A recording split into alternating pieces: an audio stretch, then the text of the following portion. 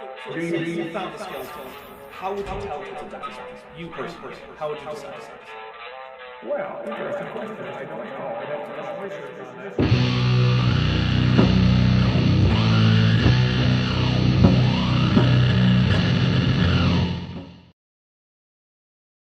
Hey everybody, welcome to Dapper Reacts. I am here, and for the first time in months, Kip is not currently telling a story as I give the intro, because Kip has abandoned us, as you can see by his empty chair. Yep, we've been abandoned.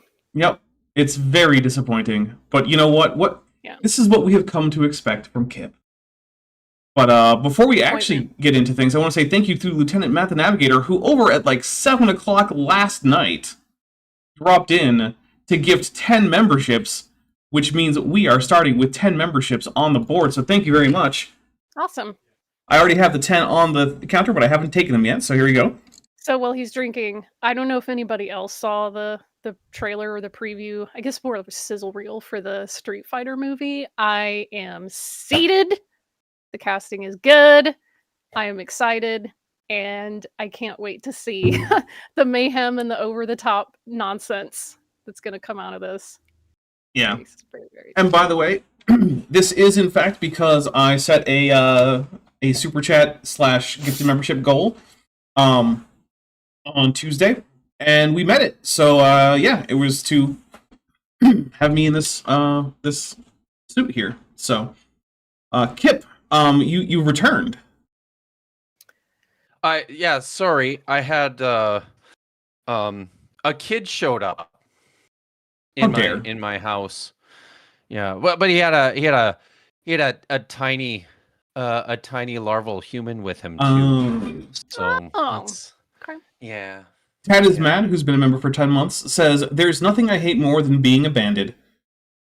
Oh, I'm loud? Alright, let me turn myself down. Tad is Mad says that Jason Momoa was so high at the VGAs, and like, yeah, he's probably just always high. I've come to expect that. Who is always high? Jason Momoa. Jason Momoa. Is that right? Oh, no kidding. You missed this. So they're making another Street Fighter movie, and they have done amazing casting, and Jason Momoa gets to play Blanca, which you probably don't know who that is. But that's okay. That's a big deal for those of us who know who it is.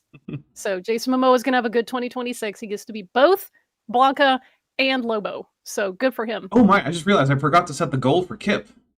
So we're going to take this $5 reduced super chat as counting.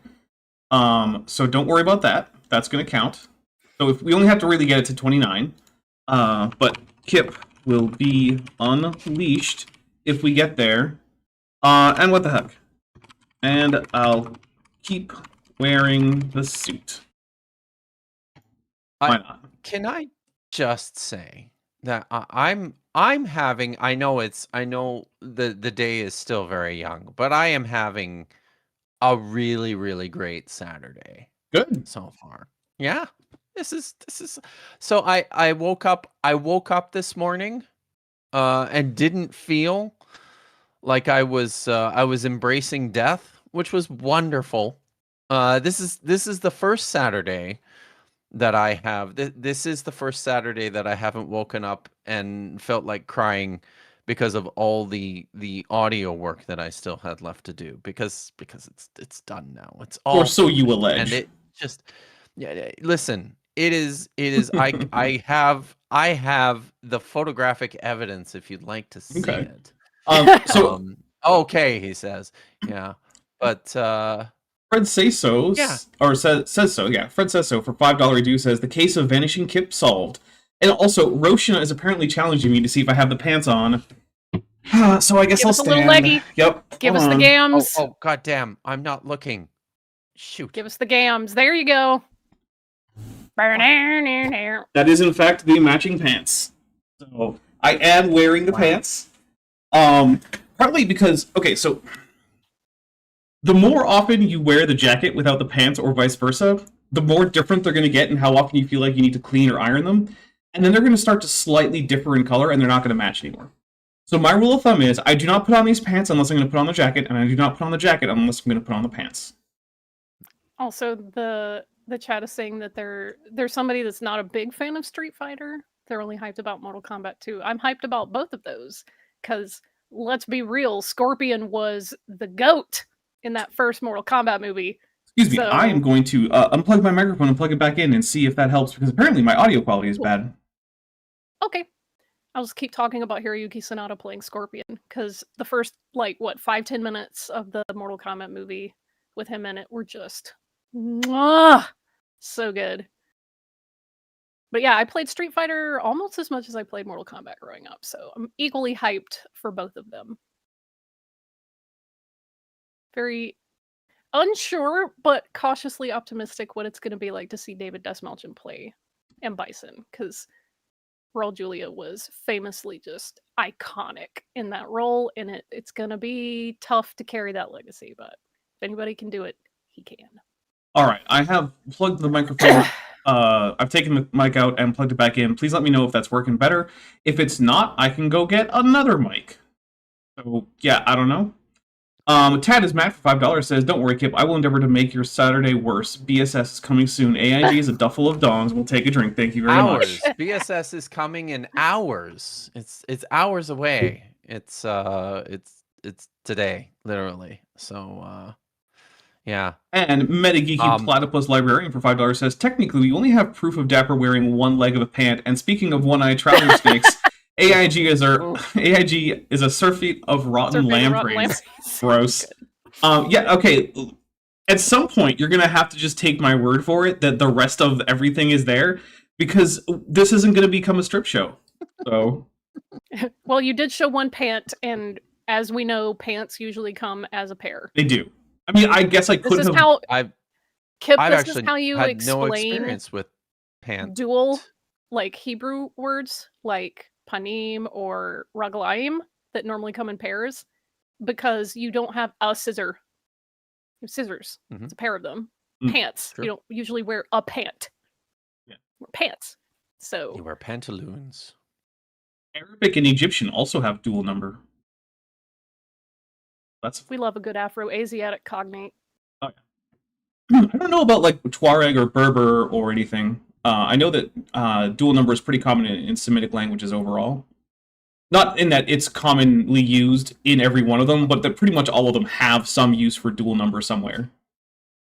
And it makes sense, especially if you're talking about body parts, because generally 2 hands, 2 legs, 2 eyes, things. There are languages that have 2 versions of dual. They have a dual for just when you just happen to have 2 things, and duals for when they are things that come in a pair. So there'd be a different dual number for a pair of eyes versus a pair of, I don't know, cups. Coffee cups. Yeah, coffee cups.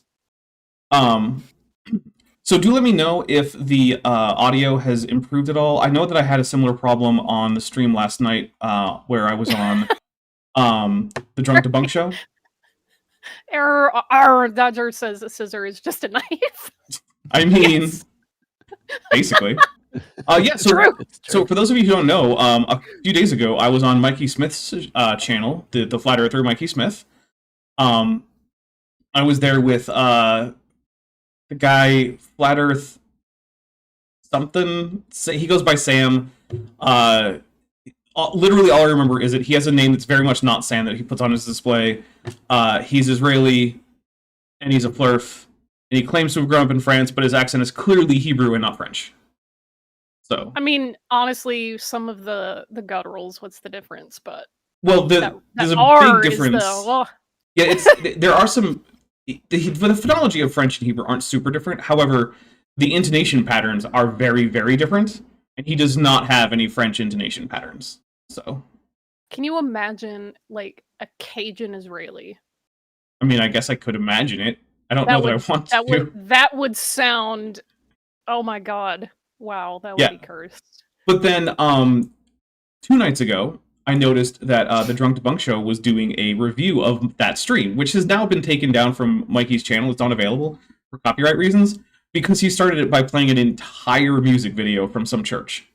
Their choir did it, and to be fair, it was a nice little video. It was a gospel choir from a black church singing one of the gospel songs. Yeah, so it was fun music. Do you remember what the song was? I don't, unfortunately. But yeah, it was fun stuff as far as church music goes. but yeah, it was copyrighted. But apparently, IC Spin managed to get a hold of it. I was gonna say that this is a piece of lore that not super many people know about me, but for like 2 to 3 years, I was at my university's gospel choir. I gotta keep track of this. It was extremely fun and deeply enriching. I made a lot of really good friendships in that. And It's really cool. the music's amazing, and you learn history at the same time. Like Yeah. you learn about like call and response and all these other like forms of music that came out of, unfortunately, the transatlantic slave trade. But Travis Matt says, isn't Justin Sledge a Cajun? No, he's from Mississippi. I don't think that he's from the Gulf Coast region of Mississippi, though. Yeah. He hit 1 million subs this week. Oh, congratulations to him. He That's did. awesome. Yeah. But yeah, so what was it? The Drunk Debunk Show managed to get a hold of the stream because IC Spin apparently archived it over on his channel without all the copyright problems. Nice. And so I noticed that he was doing a debate review. So I dropped in the chat, and so then he invited me on for last night. And so we spent like 4 hours, mostly just talking, and we watched maybe 20 seconds of the video over the course of that like 4 hours. Oh my god, dude. Well, it very quickly became apparent that it was more fun to just chat about our experiences with debunking and flat earthers and creationism and all this stuff than it was to actually watch me try to talk to Mikey Smith and Sam. Yeah, and trying to like tell Mikey Smith how like Mikey Smith is right to say that his case is not necessarily over because he could appeal, and he is also right to say that anyone who says he owes thousands of dollars to the Canadian government is wrong. He does not. But also to try to point out, like, but I also think that, like, you're absolutely not going to win on appeal. Like, it's just not going to happen. No. And he's, like, showing me his photographs of the stars and the firmament as, like, his evidence that he's going to present. And it's like, it doesn't matter, Mikey. You could be right about your claims about the Canadian Space Agency. It still doesn't give you grounds to sue them. You don't have any standing. You can't demonstrate that you are owed money. Nevertheless, like, the 80 million you're seeking. So, like... So ludicrous. So let's see. Tad is Matt for $5 says, question for the biblical scholars in the room. Does Ecclesiastes 9:7 support my decision to order pretzels and beer from the internet? Yeah. Yes. Okay. I have no idea what the text is, but, you know, I don't think it matters, honestly. This is one of those things that I will say about Justin Sledge. I saw a meme this week where it's the buff Doge and then the Cheems like thing. And it was talking about Bible translations, and the Cheems is meaning of Hebrew uncertain, and then the buff Doge was Robert Alter giving a definition for the for the word. I'm like, yes. And so I sent it to Justin Sledge, and I think they translated Ecclesiastes, and usually the word vanity was the question, like, this means vanity, Right. and he was like, I personally would translate that as bullshit. And I was like, that does actually fit the tone of Ecclesiastes much better. Yeah. Bullshit. Look, Bullshit. I Oh, gotta bullshit. Say, Ecclesiastes is one of my favorite books in the Bible because a lot of people are always just like, well, the Bible is always there to help give me hope. And I'm like, yeah, sometimes I like to read the part of the Bible where it's like, you know what? All of this sucks, and that's just how it is. And sucks. It's all fuck. bullshit. Yeah. Oh, there it is. I used the one Ecclesiastes for real. F-bomb. Kip, I stole your F-bomb. I used the one. You sure did. Oh, I'm sorry. sure did. I wasn't even thinking about it. But for real, like the book of Ecclesiastes is basically like the early Jewish secular humanist manifesto. I mean, Yeah, that's honestly. what it is, right? Yeah. It's Sometimes shit it's- sucks. Damn. There's nothing you can do. The world's just gonna do what the hell the world Yeah. is Very gonna zen, do. God, I don't honestly. know. Maybe he's there. Maybe he's not. Is So Ecclesiastes just do your proto-Stoicism? best. Pardon? Is Ecclesiastes proto-Stoicism? That's a good question. Because it certainly has some themes that are Oh, similar to the It Stoics. feels like that. Yeah. Chad yeah. is mad gave us the verse in question. Go eat your bread with joy and drink your wine with a merry heart, for God has already approved what you do. So yeah, Yeah, absolutely. Sold. Yeah. Absolutely. live it up. Yeah. Although, does God the said, beer and "Va wine, c'est are le those bon pain interchangeable? brûlé." Those are the verses like that are what I always like to point to whenever anyone's is like, well, I just don't think that drinking is appropriate for a Christian. I'm like, so all these verses where God's like, hey, I made wine so that you could be happy. No.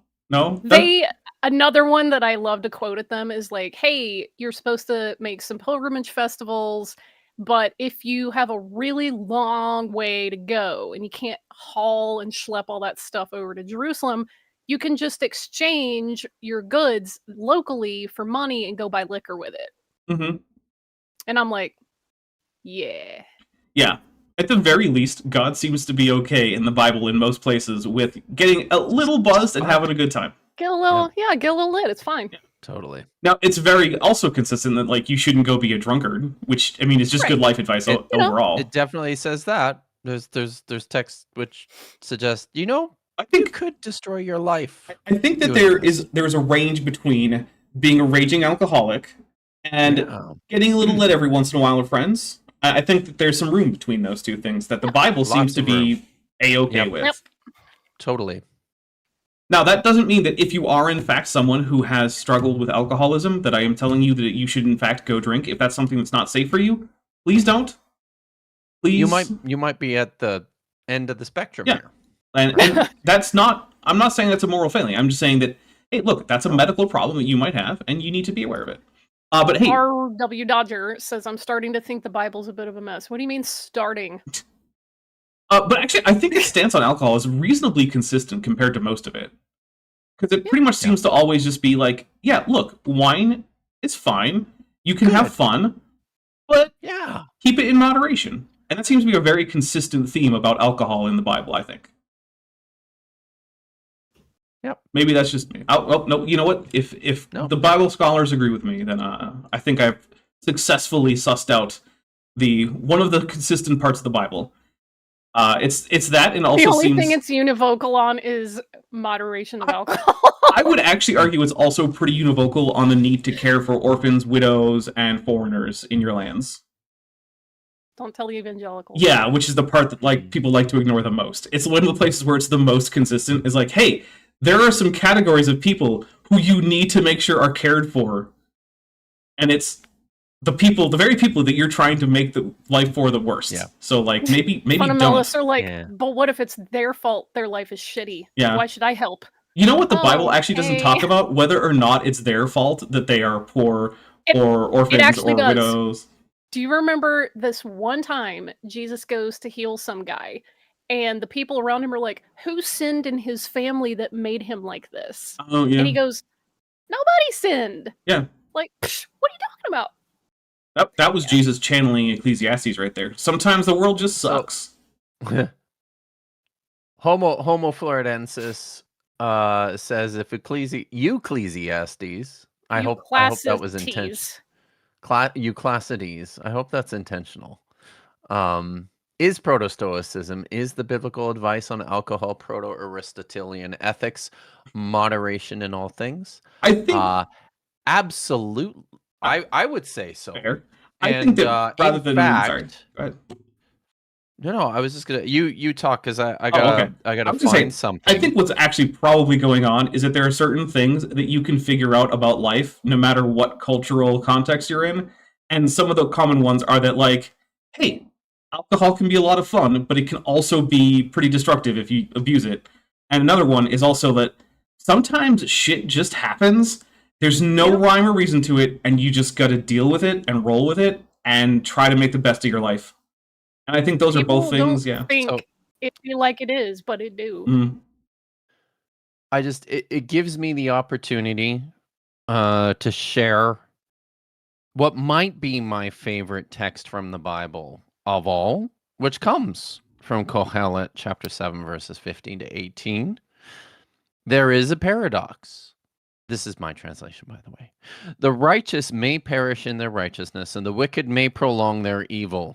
Do not be excessively righteous or overly wise. Why should you destroy yourself? Do not be excessively wicked or foolish. Why should you die before your time? Sorry. Why should you die before your time? That voice cracking bit. It is good to grasp one and not let go of the other. The God-fearer will come out of them all. If there was ever a message of moderation in all things, I think that's it. Even moderation also and like, righteousness. is there such a thing Yeah. as too Yeah. intelligent and wise? Like, Yeah, because then you're My- cursed my inner to know what's going on my- and have everyone around you ignore you. well, it's more like the contrarian in me is like, there's no such thing as too smart. Maybe. I'm building. Tad is Matt for $5 says, pretty univocal on the idea that slavery is totally cool. I learned that from Dr. Josh, Dr. Slavery Bowen. Yeah, I mean, that is another pretty place where the Bible does not have a whole lot of nuance and variation in... I mean, there is a little bit of difference in the exact laws regarding slaveries between different law codes, but not much. And it certainly in no way varies on, like, that it is okay as an institution. Yeah, fine as an institution, but as he does prefer Captain Slavery, as Captain Slavery likes to point out accurately. Even within the Bible, there is recognition that being in the state of slavery is Sucks. bullshit. Yeah. It sucks. You don't want to be there. Well, I mean, It's not good. That's bad. That's a pretty common thing that was recognized throughout really all of history. Recognize that this is the terrible thing that happens. Right.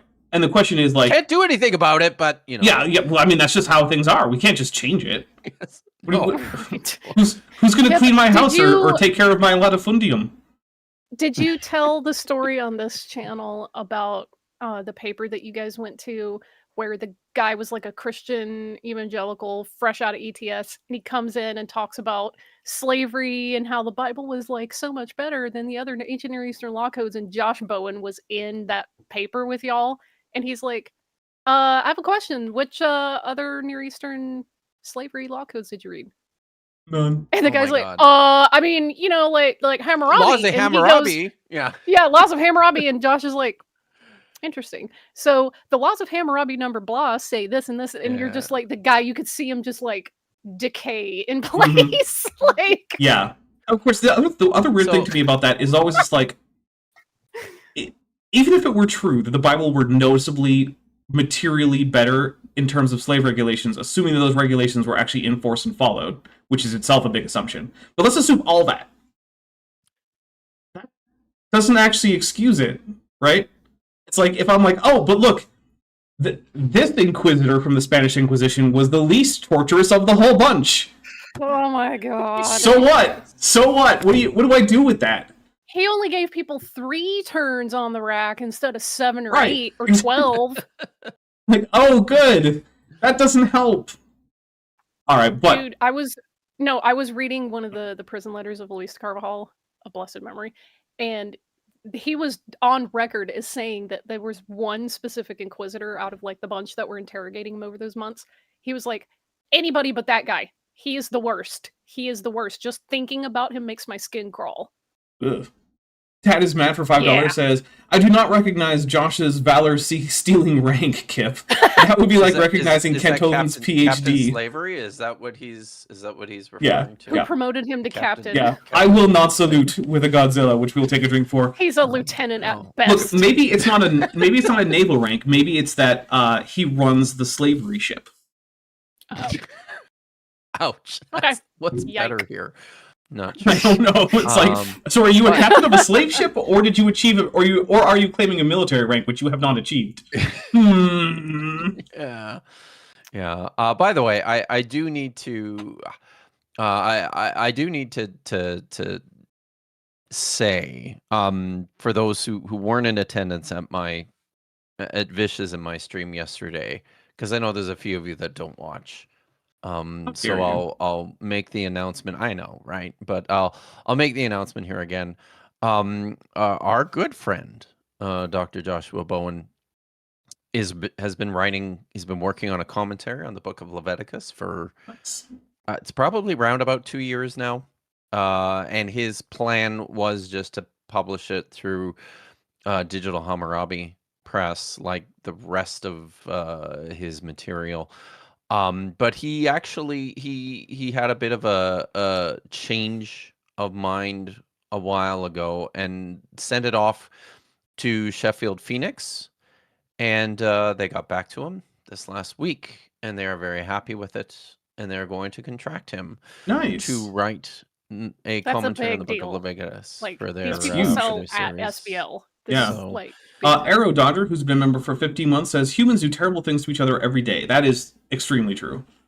But hey, we're Yeah. gonna actually hit play on this here Oh, because someone in the chat asked you a question, Dapper. I forgot. Oh. Who would win a it's Life is Good, 1, 2, 3, 4, 5. I love you. Says, I have a question. Who would win in a fight? Ceratosaurus or a Megalania? Ceratosaurus. Height advantage, mass advantage, bite force advantage. Is that you? No, you're not. Are He you? is a I'm a Ceratosaurus. Ceratosaurus, yeah. Are you a Ceratosaurus? Mhm. Okay. Yep. I'm pretty confident that actually it might not be mass advantage, like weight advantage Ceratosaurus. Might be weight advantage Megalania.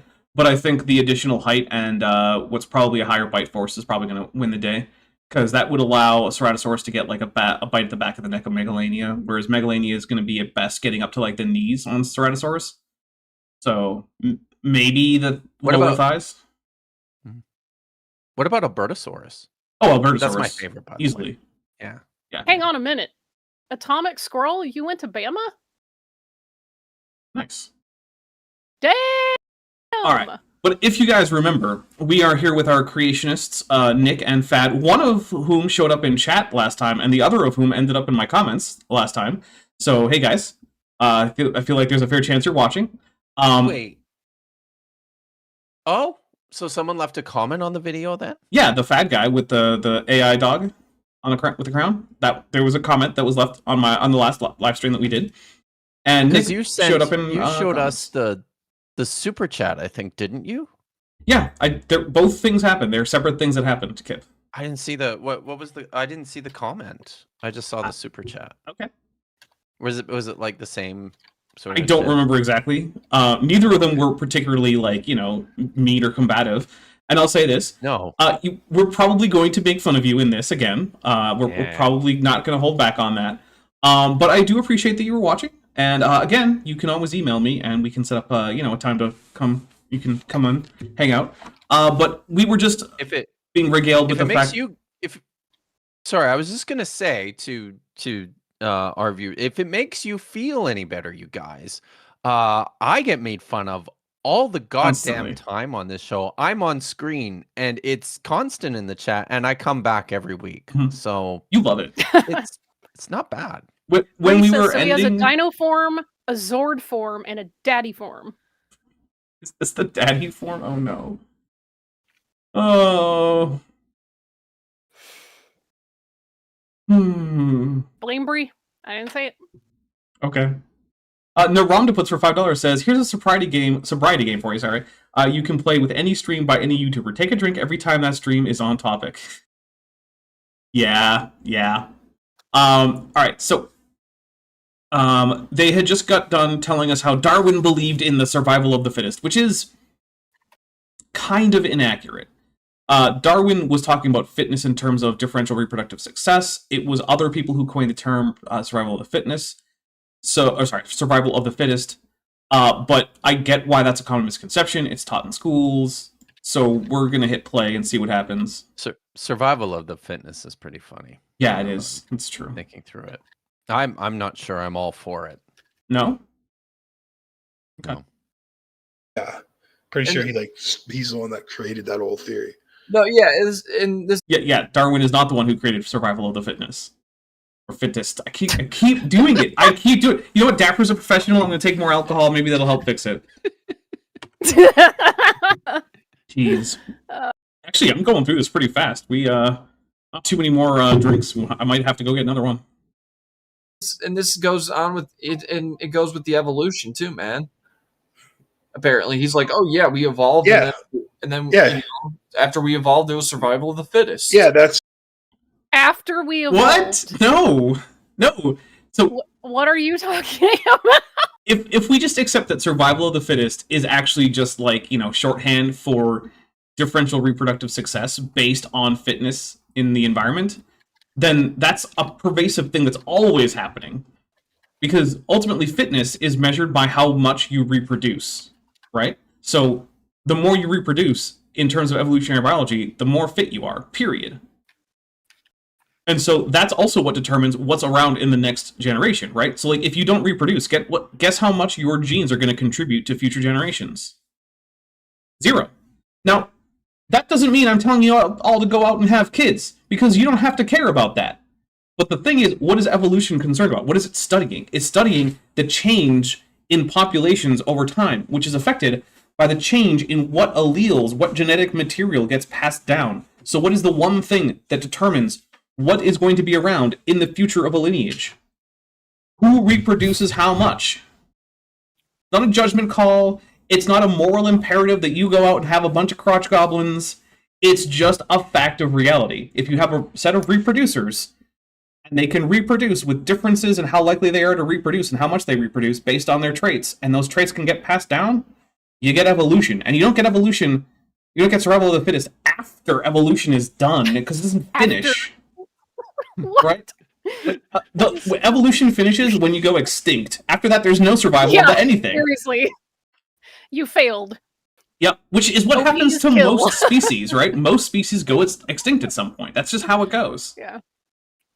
Literally just evolution out here, like OP is kill. Yeah. That's But how also- he like. Sorry.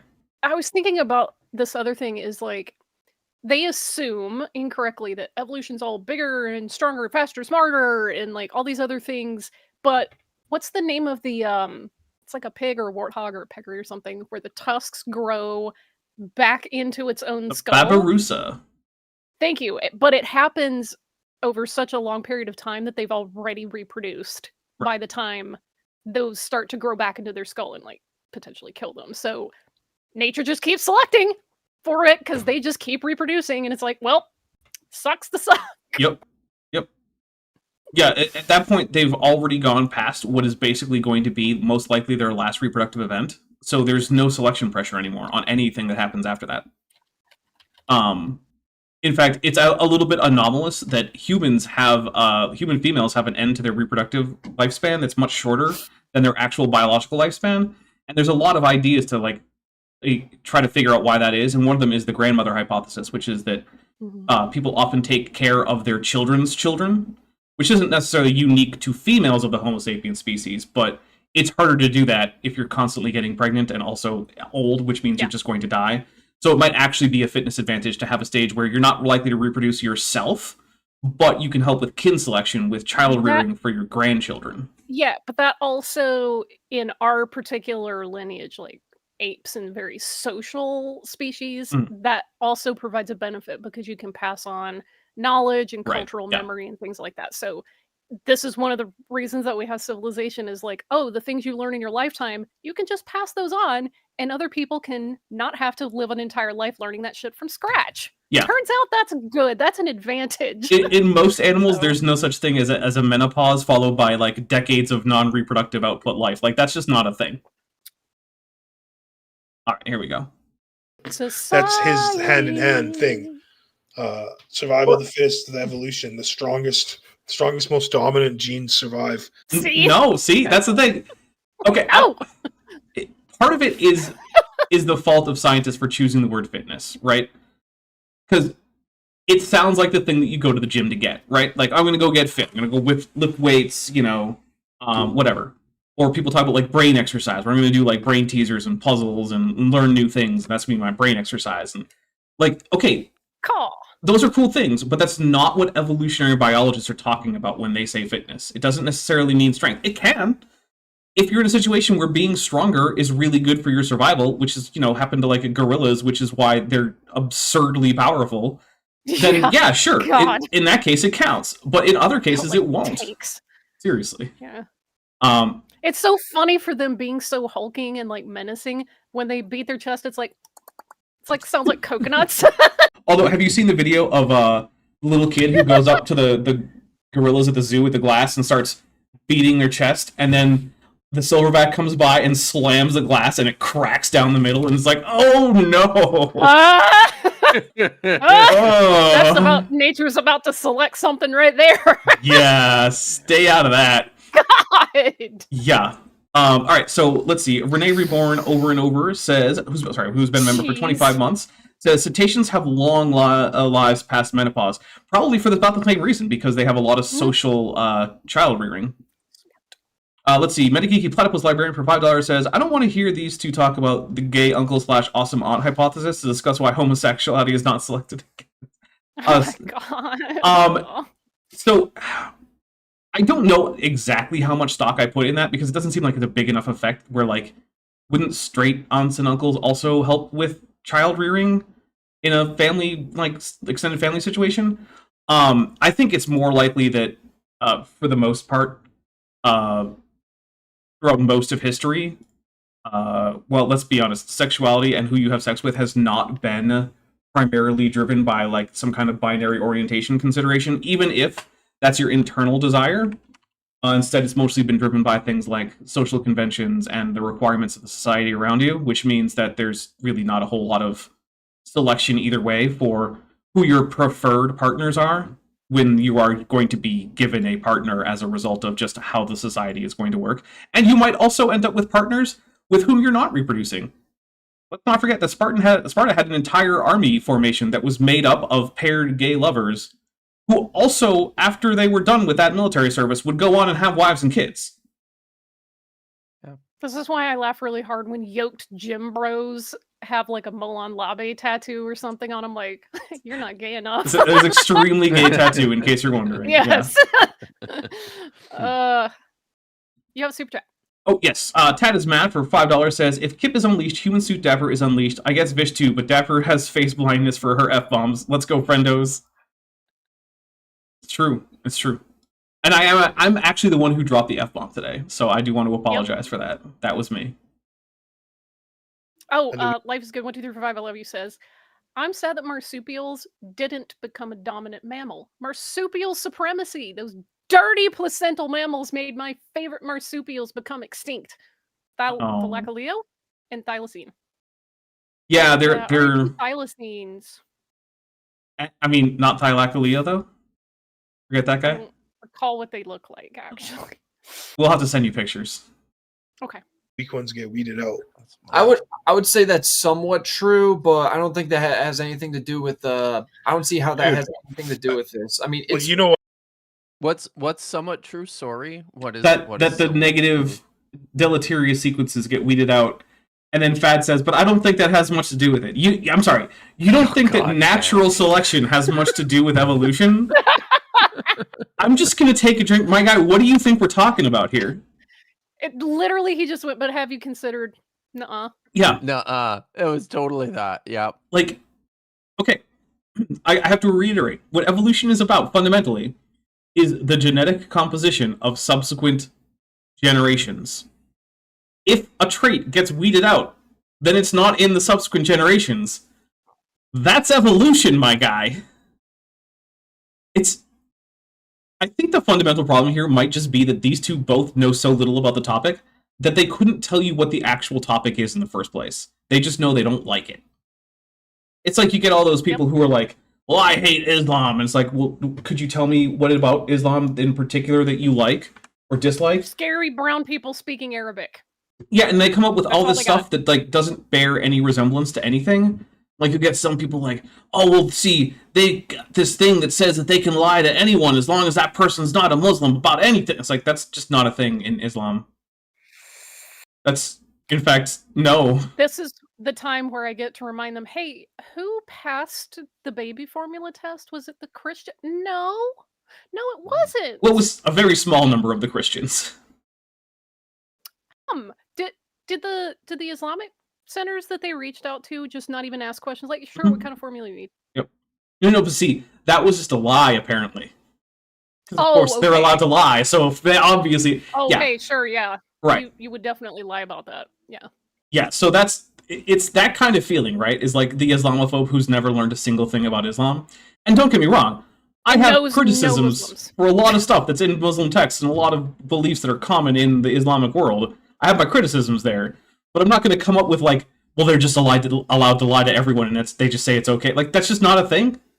And again, this assumes that there is no history of textual like criticism or dialogue going on, which is not accurate. Yeah.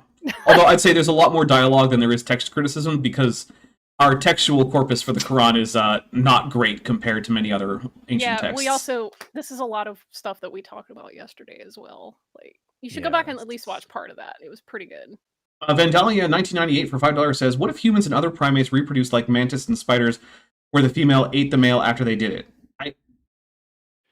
Then there would be very few male humans. Male humans probably would be smaller. I don't have a lot more male humans too. I think maybe. I think that there's some don't know natural if that would selecting going work. on right now because there's a male loneliness crisis.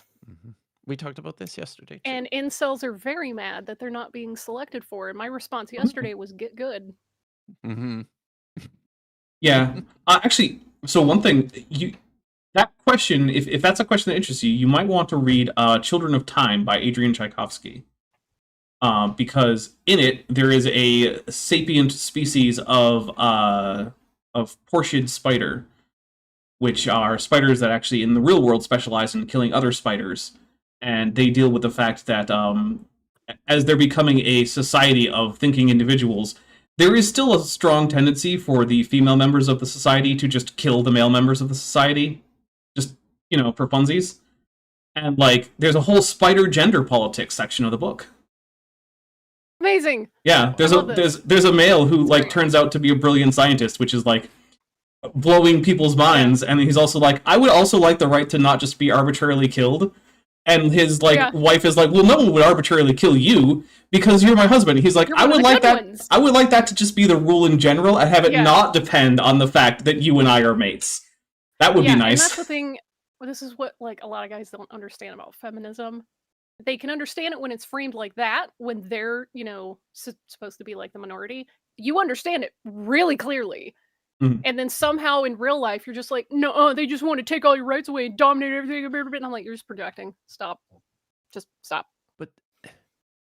But this is so much of it, right? It is the tacit recognition that in so many contexts, maybe there's a recognition here. We're just not needed. I don't know how else to put it. There's literally nothing that women can't do that any man can do, and people get some men get extremely insecure and anxious about that because they start seeing their own existential value kind of staring them back in the face for the first time, and that's very unpleasant. So it's it's kind of a panic reaction. But again, this is one of those things where it's hey, the way that you have been taught to understand yourself has harmed you. Yes. And this is something that I'll say about feminism is that it teaches you one way to reframe how you think about yourself in society so that it's not harmful to you and others. So that's the thing. Patriarchy hurts dudes too. So this is one of those things where it's hey, recognizing your own worth and value and the things that you contribute both as a person and perhaps in your art or work or other things, those have value and they don't have to come at the expense of someone else. Pillowpunk for $5 says, the ancient human tradition of making stuff up about people you don't like to justify why you don't like them. Yep. That happens a lot. Yeah. And I don't know that anyone is immune to that. So, yep. What's crazy that you said that, bro? It's evolution. I'm sorry. The bro got me a little bit. I'm sorry. This stream is titled AI Bro Creationists. And then there was a bro in there. Oh, wonderful. Darth Stodicus, welcome to the channel members. Darth Stodicus just joined as an amniote, so everybody send some tetrapod emojis. Don't send any pelagic tunicate emojis. Tunicate, no, send them. Don't listen. They're beautiful. Don't they're listen to her. Aesthetically pleasing. Send the sessile tunicate ones. The ones Spartans would approve because they're dick-shaped. I mean, I disagree that that's the kind of sex toy that they look like, having seen them. But, you know, this is a family-friendly show here. Tad is mad for $5, says, Okay. I'm afraid of women with interest, also women with agency, also women. Anyway, Women. buy my book about why biblical marriage is important. Yeah, there was a clip that went around this week, like that douchebag grouper Nick Fuentes, and of all people that just dog walked him, I didn't expect it to be Piers Morgan, okay? But Piers is like, so do you think women are difficult to be around? He goes, yeah, I do. And he's like, so have you ever been in a relationship with a woman? He's like, no. You ever slept with a woman? He's like, no. And I'm like, So women are hard to be around, says guy who's never gotten hard around a woman. Okay, but are we going to sit here and pretend that Nick Fuentes isn't gay and that he's not known to be into cat boys? I mean, he is. He could just embrace being gay. He That's the thing also that he could do. also a hacker accidentally streamed hardcore gay pornography to his channel viewers from accidentally from his own stream, which is on his computer. Oh my god. First of all, I love the Steve Hofstetter quote. He's one of my favorite comedians. Here we go. Tesla Ranger quotes Steve Hofstetter. One of my favorites. Yeah. Nick Fuentes admitted he's never had sex. Maybe he's saving himself for child marriage. Yeah, I saw that one. Although, to be fair, I think he admitted to never having had sex with a woman. I am very convinced that man has had sex. And it's not with women. Right, which normally Like, I just- wouldn't comment on, except that you're going around doing homophobic shit. The only time is I'm ever another going to thing- be like, gay, is when you're a homophobe. Yeah. Yes. That's another thing that I hate is guys who are gay think that they're immune to doing toxic male bullshit just because they're gay. And I'm like, no, you can do misogyny too. Sometimes you're even better at it than the straight guys. Yes, gay misogyny is a real and an actual problem. My Unfinished Song, who's been a member for 33 months, says, Hail Daps Vish and Dr. Not a Weasel, author of Not a Book, with a fist emoji. I need a book. I need to clip the reaction of you going gay. Yes, Gay. please. Right? I need that. But seriously, it's I only ever do that with homophobes, because otherwise, I don't care. Go be as gay as you want. Whatever. Just be gay, like whatever. Right, fine. Or don't, if that's not your thing. I don't care. But I do care if you're gonna try to ruin people's lives for being gay when you yourself are gay. It's Yeah, the same, thank you. I it's was the just thinking of same James reason. Somerton. Thank you, CTH It's- Ellis. It's the same reason why it's absolutely 100% perfectly acceptable to make fun of Andrew Wilson for being such a pussy that he can't open an olive jar. You know what? If you can't open an olive jar, that's not a big deal. Unless But when you lean in as hard as this piece of garbage does Amazing. to this and right, yeah, I'm a macho Yeah, it's macho fine. man's man, big Yeah. strong yeah. olive jar. Oh no. Yeah. Yeah. Yep. Come on. Because the real problem is the hypocrisy, right? That's the Yeah. thing, right? That's the Oh, yeah. problem. Mm-hmm. That's Because I the mean, problem. I might not be able to open a sealed jar, depending on who canned it or whatever. But Yep. I'm not going around going, "Do you even lift, bro?" Look, I bought pickles not that long ago, and I'll admit, I did not just easily open them the first try. I was like, No. why is this? And yeah, it took me a little while. I did it, but it took a while. And then I did not This one close was that like- jar as tightly. Right. I think I've keep, caused wrist damage before. rubber kitchen gloves Oh, yeah. around in my kitchen. Like, yes, for the rare times I actually do dishes. I hate doing dishes, but it's mostly to open like Well, jars. And you know, stuff. there is something we said that there's a difference between your strength and, like, your ability to grip and not slip. Because no matter how strong you are, if you're Yeah. slipping on the jar, it doesn't matter how strong you are, you're not going to be able to apply torque because you're slipping. Shout out fingerprint ridges and bodily oils. Yay! Tad is mad for $5 says, gay misogyny, James, redacted for YouTube, Somerton. Yeah. Yep, that guy Yeah, has had that a guy. history of problems Holy with that. crap. He's had a history of a lot I of like, problems. I like Garth Noble's comment here that the olive jar was his iron chariot. I guess. Wow. Amazing. I'm going to hit play. Good. Excellent. Very Is good. like inherently anti-Christian. So like, I'm just it's like taking a the drink. Just take a opposite of drink. Just take a Christianity in drink. Oh every my way. god, dude. Like, if you think about it, This is why evolution, like you just said, Mhm. Yep, evolution. survival of the fittest. So through evolution, death You're losing me. is what brings life into the world, right? No, No, it's that's reproduction. not what evolution says. Nothing has to die in order for evolution to happen. Yeah. That's Now, not how that works. the fact is that things have died, but it doesn't. They don't have to. Evolution is about Like, changes in allele A new frequencies. trait emerged in this population, all the other ones go extinct immediately. Yeah, that's not what That's not how that happens. Although, I don't know what's going on with this deinterlaced off-on thing. We'll see what happens. I just lost my train of thought. P.S. Oh, right, Thanks so to the chat, I have a new graphics card. Oh, yes. So thanks. Yes. And also, very mediocre thanks to the USPS, who were gigantic dicks I about would the whole thing. say I'm going to just pretend that my post guy was sick for a few days and couldn't deliver, and they just couldn't find replacement staffing for that. They lied about trying to deliver. Because I refuse to believe a bad thing about my post guy. He is very cool and nice. Okay. Look, I don't know who your post guy is, so I will believe you. Vandalia 1998 for $5 says, We're Dapper. during a postal strike. Yeah, for years now. Yeah. That's just the new Canadian Postal Service. You get that, right? That's just what we got now. Yeah. Vandalia 1998 for $5 says, Dapper, you don't understand it's fine when I'm a bigot. It's only when others are that it's wrong. Yeah, of course. Goodness. My bigotry is the right bigotry. bigotry. Yeah, obviously. I have reasons, actually. You're just a racist. Like, okay, cool.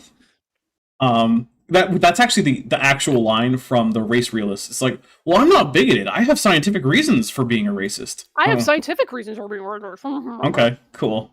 Of course, Stupid. none of them actually stand up to scrutiny, so... Well, of course not.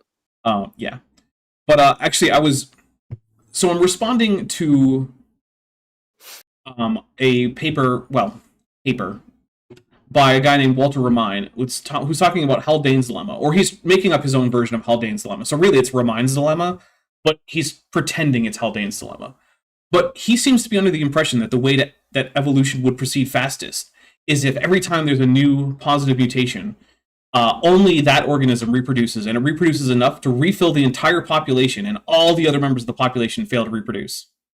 It's like, that is not how that works, actually. That would be disastrous in terms of the actual pace of evolution. But so it's actually not unusual that creationists have even ones who attempt to publish papers, because he submitted this to peer-reviewed journals to have this paper you could published. Print it on paper. Yeah, there's that. But yeah, so even the ones who try to get things published in genetics journals seem to have this misunderstanding about how evolution works at a very fundamental level.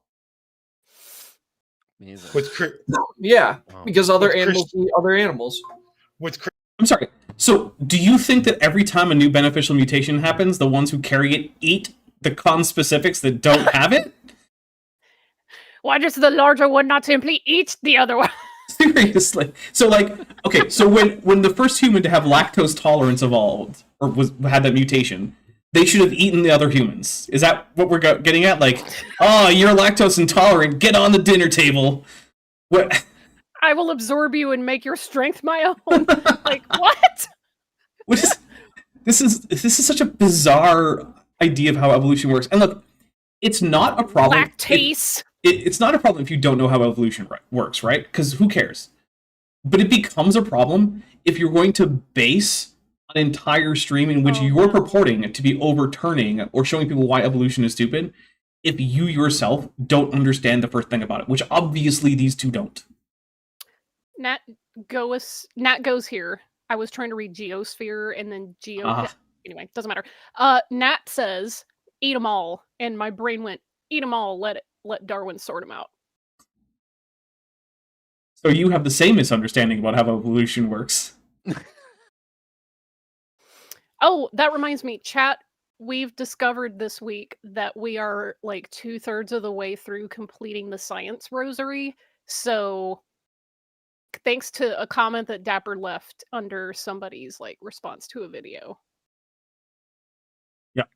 So science rosary is coming up soon. We'll have to have a special rosary stream where we just say the science rosary. Science novena. Yeah. which I've never been Catholic, so that'll be new for me. One of the things I've never been, along with many other things that I've also never been. Arrow Dodger for $4.99 says the legal entity known as Answers in Genesis is equivalent to a bag of 1,500 megawatt aperture science heavy duty super colliding super buttons. I will take a drink for that. Thank you very much. Fully automated luxury gay space communism.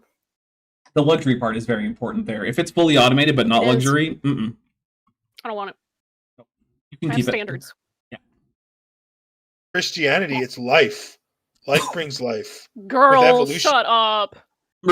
Kip, remind me, the salvific work of Christ on the cross, which is a big central thing to Christianity, was that about a death or about a life coming into being? Lots of death. Lots of death. Okay. In that one, it's all the death. Some might say that it's responsible for a lot of fetishization of is that a word, of Yes. death. It is. It is a word. It's And remind me, the sacrificial system that Christians think has been supplanted by Jesus' sacrifice. Was Death. that about new life or about It death? involved- Okay. It's It required involved a lot of death. Okay. good deal of death. Lots of blood At everywhere. least 2 of the It, offerings involve death. So Okay. Well, good to know that Christianity isn't exactly not about death. It's not Yeah. just Good about thing death. to- I'll grant it that. It's not like Christians don't have other things that they talk about, but that's a pretty big but part of it's the sort whole of thing. the central piece. Yeah, it's pretty important. torture and death. And, Yeah. yeah. It's it's almost like it was a necessary part Yeah. of the whole thing. So it's almost like not- if a Christian not- tells you that evolution requires death, that's not really a good. They don't really have the moral high Perhaps- ground there. Is what I'm going to go Perhaps for. not. Yeah. Perhaps that's Pebble not for it. $5 says they think that survival of the fittest means the biggest, muscliest organism beats all the others in a death match Mhm. royale. That's exactly what they think. Hell in a cell, but it's genetics. It basically, and it's such a weird thing because like you got to realize that scientists will say that everything that's alive around you evolved, and most things that are around aren't around beating up all the other organisms in their environment. Like, how much beating up of all the animals in the environment do you think the average like stand of grass does? Because it's basically none, and yet grass Trees evolved. beat up my sinuses in the spring. Well, yeah, that's because they went around mating, and there is in fact someone they forgot to ask about consent, and it was you. Those 2 trees, like, I consent. Yeah, I don't. you don't. And unlike with the meme, they don't keep it in the bedroom away from prying eyes. They're just broadcasting all those Do it gametes. in front of everybody. Yep. Yeah. I- Disgusting. I just like to say that that my dog, Dagon, the abomination of the Philistines, cares not about tree consent. Just Nope. no doesn't Just give I up. bite. Just that's it. I pee. Yeah. To be fair, the trees don't seem to mind much. How would we know? Yeah, they're not. Yeah. Well, they I don't don't know, they're complain. not saying anything. Yeah. Right. That you know. No, it's Maybe. not- They yeah, could be. I can't. You might have the whole squad laughing in the Root Network. They're communicating via the mycelial network. That's right. Yes. I'm gonna Actually, post. Wasn't that a main Post plot a point in photo of the Avatar? mycelial network and just caption it. Bro got the whole squad laughing. I think the whole force is alive and communicate with the mycelial network is basically the plot of Avatar. It really is. Hey, guess what? Yeah. My son is taking me to go see But also, the next one Fern next Gully weekend. did it better. Ferngully did do better. And Mhm. all right, we'll have fun. I have not seen the second one. I barely remember. That's not true. I remember the main plot points of the first one. But that's about it. I haven't seen the remember- second. The second one first was one- very much like the first one. I remember Just water. my friend and I at the time, we drove from Birmingham to Nashville. We met my sister and her at the time spouse and had dinner. I think it was like Italian. And then walked, across the street or wherever it was to this IMAX theater. IMAX was still pretty newish at the time. Mhm. And I didn't even get through like the whole first act because apparently whatever I ate for dinner, I just got so imagine being like the worst motion sick of your life. Yeah. Just sitting there. And I've started to think that it might be the 3D glasses because every time I've gone to see a movie in 3D, I start getting a little nauseous.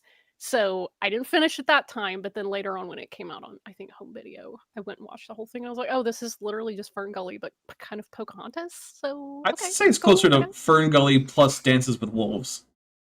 Yeah, that's Yeah, probably a better. yeah. Yeah, because he does go. Yeah, Yeah, he You're goes right. native.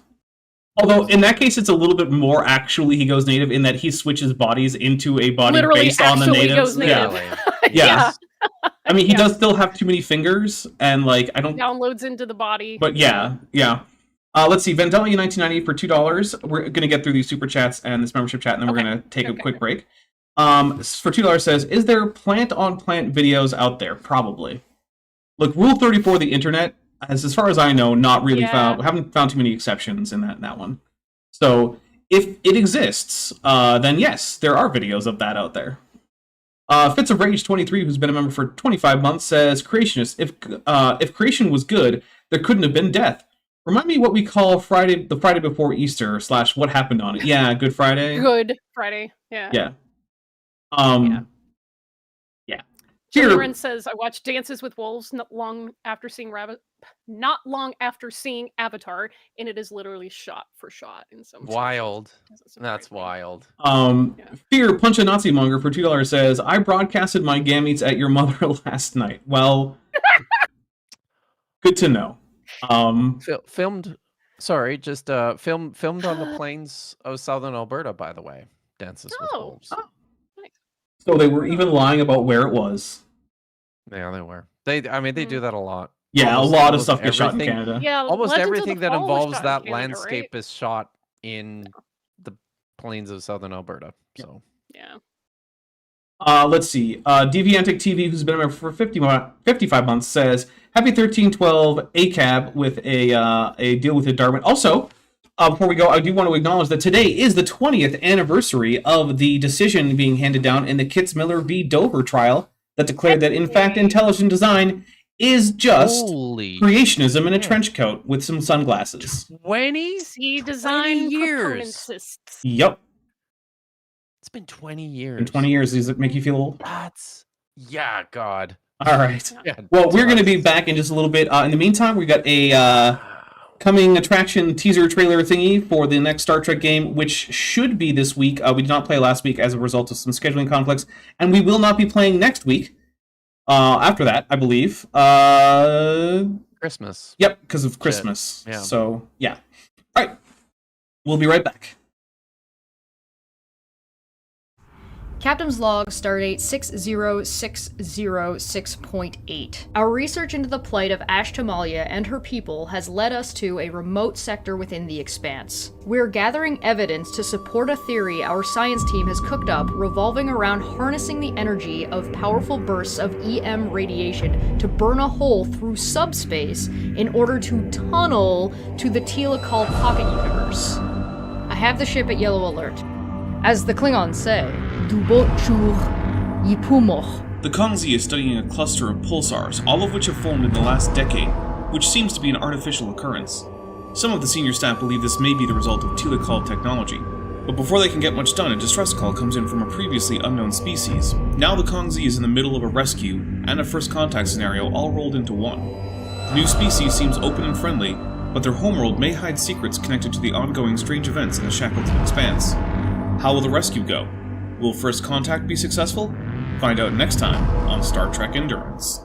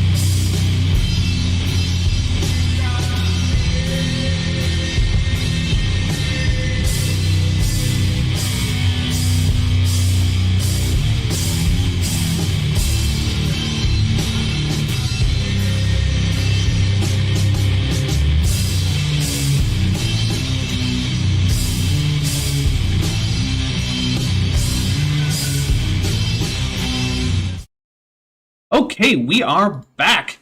Welcome back to Kip and Vishanti. Kip, it's nice that you're actually here, seated, ready to go when we start. I know, right? Yeah. Well, you know, my kid and my grandkid are gone. Okay. So. Well, I have refilled here, so there you go. And before we get right back into the video, of which we have watched more than a minute, in case you're wondering, barely, but we have. I want to say thank you to everyone who's helping support the channel. It really wouldn't exist without you, and I've been doing something I probably shouldn't do, which is every once in a while I've been going to other creators and seeing, like, how am I doing in terms of, like, am I keeping afloat reasonably compared to other similarly sized creators? It turns out I have an extremely generous audience, and so I want to say a huge thank you, because by rights, I shouldn't be able to do this full-time. There's no normal world in which that would be a thing that would be viable for me in terms of, like, how big my channel is. But you all have made that possible. And I love that, because while this is certainly not an easy job, while it is certainly not a stress-free job, while it is certainly not a job that sometimes I need a break from, while it certainly isn't a job where I don't ever need a break, that's what I really meant, it is still by far the best job I've had, and I want to keep doing it for as long as I can. And you all are the ones who make it possible. So, if you are currently not supporting, or you would just like to increase how much support you give, or anything like that to help make sure the channel keeps going, there are some great ways to do that. One of them is the channel Patreon that is linked in the description. It starts at $1 a month. There are, you can get a 50% discount if you go annual. There's also the channel memberships. Those start at $1.99. Both of those give you early access to videos. I'm hoping to have another video out, I think, probably Tuesday. My videos are consistently, like, somewhere around 4 to 6 months ahead of time. So you're getting 4 to 6 months worth of early access to the channel. You also get access to my Discord server, where after streams we do, like, movie night, where there's a lot of cat pictures. There's a section for venting and heavy stuff if you need to get some stuff off your chest. Off your chest. There's sections for TTRPGs, both to actual play as well as for discussion. There's channels for various franchises that are popular either for me or in the Discord. Like, we have a Star Trek, a Power Rangers, and a Godzilla, and a Warhammer section of the Discord just for posts and memes and news about those franchises. So yeah, I think it's a fun place. The channel memberships also get you the cool badge next to your name, the green name, and the channel emojis. So but I do keep less there. So what I would recommend is, if your big goal is to give me a certain amount, but also to get those, the easiest way to do that is to join the $1 tier on the channel, and then join whatever tier you want to actually give me the money for over on Patreon. So yeah, like, if you're like, oh, I really want to do, like, the $10 thing, but I want the emojis, like, I don't know, sign up at, like, the $5 side on Patreon, and, like, you know, get, like, the $1 thing here, and then you're saving money and you're still giving me almost as much as you would if you would sign up for the $10 tier here. So that would be my recommendation there. Also, if you want some not spending money ways to help out, liking the video always helps. Sharing these videos, commenting. Don't mention the algorithm, though. Shh, it knows if you mention it. Don't scare it away. Yeah. And also, I do have a wish list, which is, you know, that would be money, but also you can render for me. So when I have animations to do, I put them up on a render farm called Sheepit, which is a distributed free render farm, where the way it works is when I or people rendering in my name render frames for other people, I get points, and when other people render my frames, I spend those points. And how likely someone is to get one of my frames is determined by my place in the queue, which is itself determined, at least initially, by how many points I have. So the more points I have, the higher priority my frames are, the quicker my projects get done. So if you want to help rendering in your name, so whenever I open up my Sheepit client, I should say Lishem Dapper. Yes, you should. Yep, and then you will be an authorized bearer of the name for purposes of rendering, not for purposes of accessing my account. But yeah, if that's something that you want to do, there are instructions in the description. You can go down to a section called How to Render for Me. There's a link for where you can download the client that you'll need, as well as the login information. That's my username on the render farm, as well as a render key. And the render key can only be used on the client. You can't use it on the website to access my account. So that's why it's just a key. So there you go. Tad is mad for $5 says, I only support you to spite you because I need you to suffer through the menagerie of loons on the internet with me. That's fair, and I take that. I take those. Those are, yeah, that is an acceptable reason to support me, is to further my suffering. Which I have realized is a big part of the relationship between streamers and their audiences, is that their audiences often pay for the streamer to suffer, and I'm okay with it. I've made my peace. All right, I think that is it. I also want to say, hey, we are barely on pace to get Kip unleashed before the end of the stream, but only barely. So if you want to see Kip actually be able to drop those F-bombs, we need, 14 more Super Chats at the $5 level or above. It's death. Survival of the fittest. So right there, the very core principles of it are like completely anti-Christian. Yeah, death. Well, I get where you're coming from that, but I do believe in.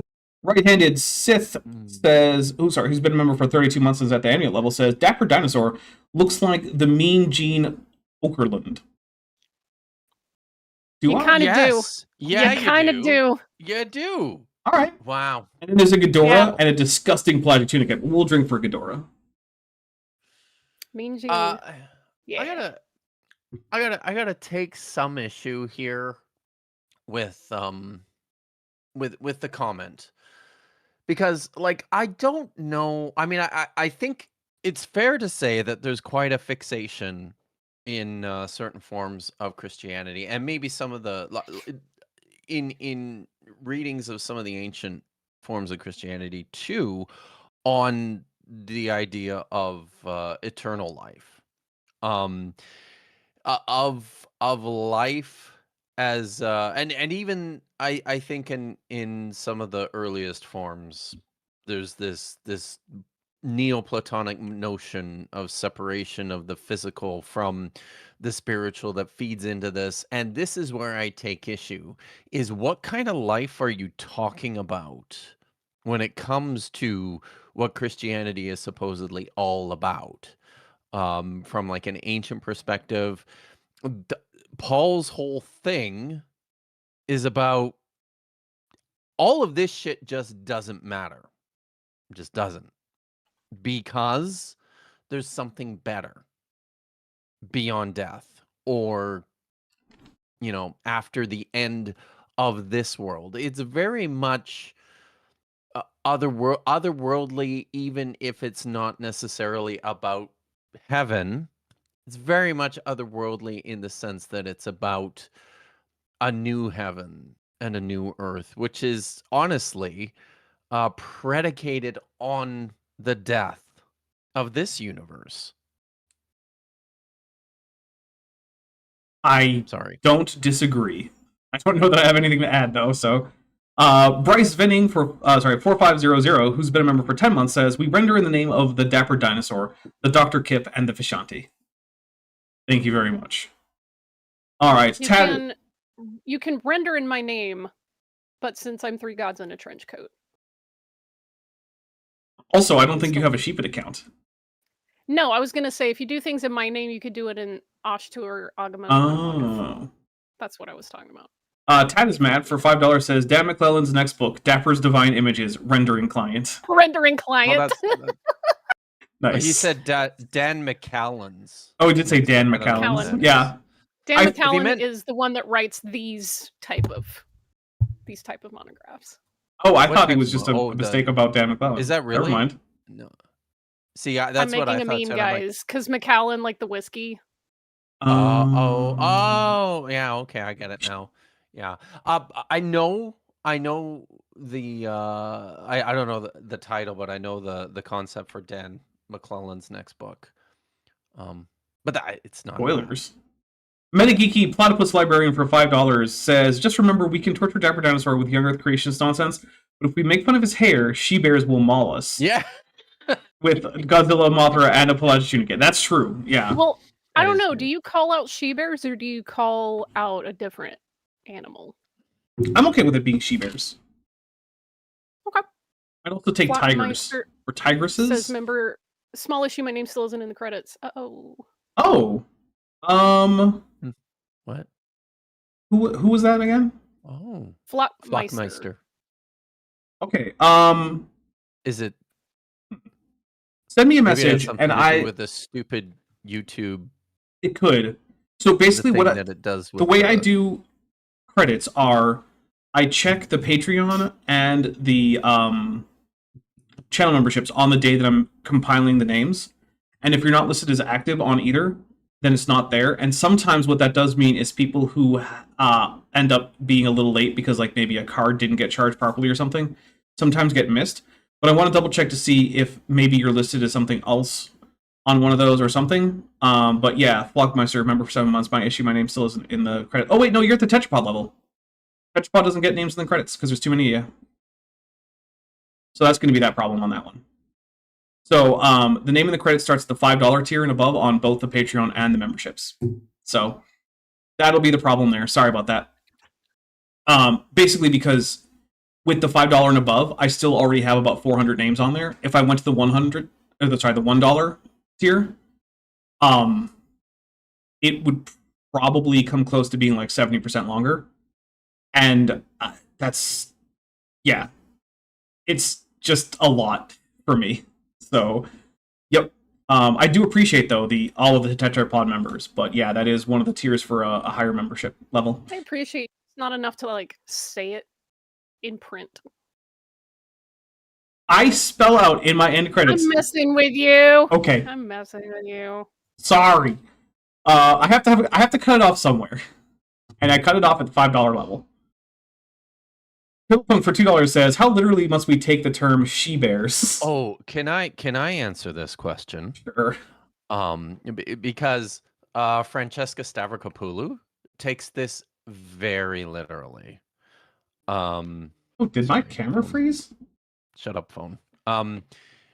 In her book, God and Anatomy, she calls the story of Elisha and the children and the bears a bit of gender bending irony, in the sense that the hairy she bears are the ones who take revenge for poor bald Elisha, sorry.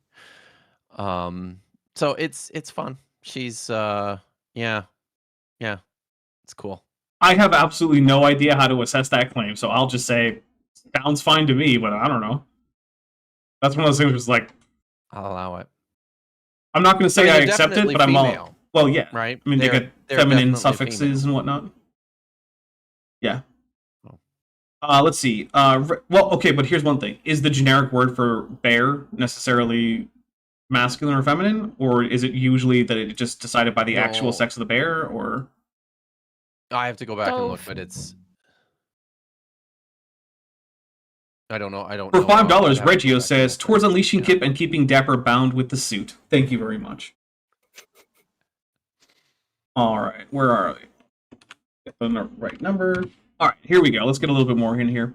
Oh, by the way, I asked about the bears thing because I did once have a Muslim apologist try to make a big deal out of the fact that the word for ant in Arabic is feminine, and I was like, Okay.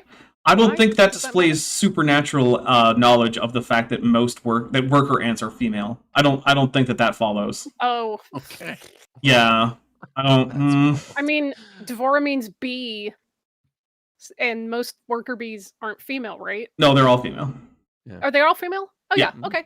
Well, then there you go. So counterpoint: bees. Yeah, I guess that means that Hebrew is actually the one true language of God, not Arabic. It's one of those things where, like, I don't think that just the gendered nature of some words for some insects happening to match the majority sex of those species is on its own a good reason to accept the divine authorship of the texts that were written in that language. I don't think that Hey. follows. Landon Knoll is in the chat and right. Hey, Good Landon. morning, good afternoon, or good evening, depending on your time zone and latitude. Hello, Dapper Dinosaur. Happy Shanti. Dr. Kip, when the floodwaters recede, let's meet in a BC pub sometime. Yeah, let's do it. So we've just endured an atmospheric river. Looks like it's Despite finally promising made its way not to through. flood the earth again, God just took it out on Sometimes the, it happens. the northern Yeah. latitudes. Well, he I'm promised happy to not to report- destroy the I- whole Earth, not any part of it. Fair, true. Yeah. I'm happy to report that not as much of my city is underwater as last time. So That is good. that's good. All right, here we go. The survival and the fittest, such as like, strong people were the strong people ruled the world when back in the day when people didn't have much thought or Who's going to tell him about the Habsburgs? Wow. Who's going to tell him? Oh no, who's gonna tell him about the Egyptians? Yeah, that's some inbreed. That makes the Habsburgs look like a paragon of genetic diversity right there. Like, who's this? That's my sister. Ruled. It's my sister wife. We were both the children of my mom, who was also married to her whole brother, and our grandparents were also brother and sisters. Like, oh. I would also venture to say that most kings, rulers, monarchs, whatever you want to have it, most of them probably weren't buff. Like the ones that actively went out and fought battles probably were, cut. But yeah, it varies by how active they were in things like that. But yeah, for the most part, generally, no. I think maybe he's thinking of orcs from Warhammer, where literally the biggest and the strongest orc is in charge, because anyone who challenges that gets beaten up. And if you can beat up the orc in charge, then guess what? You're actually the biggest and the strongest, so you should be in charge. Like Furians. Yeah, basically. Exactly. Yeah. Knowledge. So when people didn't have much knowledge, okay. I will throw. What does that have to do with anything? Like you know what I mean? People have all the knowledge now, and a bunch of billionaires are ruling us. What does that say? Well, actually, it turns out that Jeff Bezos is the strongest man in the world, so that makes sense. It all checks out. Yeah. I mean, you've seen the very not altered photos of Elon Musk, right? He's extremely fit. He actually looks like his head is the head of a strange alien that's driving his mech suit body. Literally, his torso looks like a refrigerator. Yeah. It does. Yeah. He's a very, very strange man in many ways. I still to this day all the ways would give money to a pay-per-view to watch him fight little Zuckerberg. I would. Yeah. Well, apparently Zuckerberg actually does train. Yeah, like he does. combat sports. So like I would love to see that. I'm not a big fan of either of them, but like good. Yeah, good. Do it. Beat them up. Let them fight. Like with power, I mean with people had great militaries and all that back in the day too, Okay, yeah, I guess. I want to show these people watching. This is what here's something I don't get. Has anyone ever contested that militaries existed or were powerful in the past? Like what is the point he's making? Like he's just saying things that happen to be true about the past there. You have to have military strength to rule. It's like this is just might makes right. I mean, it certainly means might makes power, which to some degree is true in like not in terms of just like being strong, but in terms of being able to compel others to do violence on your behalf. That basically is what political power is. It's the ability to compel violence on your behalf. Proxy wars. Yeah. Let's see. The weirdo CKA Evan, who's been a member for 2 months and is at the annual level, says, I'm imagining Klingons in Middle Earth now. Ultimate crossover? That could be fun. Yeah. I could see Klingon. Now, who would the Klingons fight for? I don't think they would fight for Sauron, because while they might not be, the most progressive and peaceful of people, I really feel like they don't side with Sauron because he seems super dishonorable. Yeah, I was going to say, they would definitely be Team Aragon because Aragon has the most honor. Yeah, like for sure these. They might not be the most comfortable allies of the free peoples of Middle Earth, but I think they would overall be on the free people's side, the Klingons. They would definitely at least be Team Aragorn. I think the Romulans might end up trying to double cross Sauron by joining his side, but then working to undermine him and try to gain all that power for themselves. I like that narrative. Yeah, that might be the Romulan stake. Medigeeky Platypus Librarian for $2 says, Musk has the torso of a Cybertruck chassis. It's true. Oh, that's accurate. That's weirdly accurate. My goodness. Very good. Oh, God. Oh. See, if I were going to write Romulans and Klingons and stuff like that into the Lord of the Rings, here's what I would do. I would have them encounter the Romulans, like midway through their quest and not trust them at first. It's like, we know your reputation. And like, man, can you stop generalizing? Even we know that Sauron's a bad guy. Let us help you get this to Mount Doom. And they help him, and then at the very last second, they take the ring and they're like, yoink. That does sound like a Romulan plot. Mm-hmm. Fight smarter, not harder. True. Jolan, true. And then they install that ring into one of their birds of prey just to see just to make a slightly better cloaking system.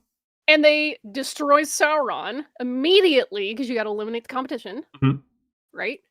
And then they'll install the ring in them. Yeah, Klingon or Romulan bird of prey. They'll shove Sauron into one of their artificial singularities that they use to power their ships. Bye, bitch. Evolutionists believe.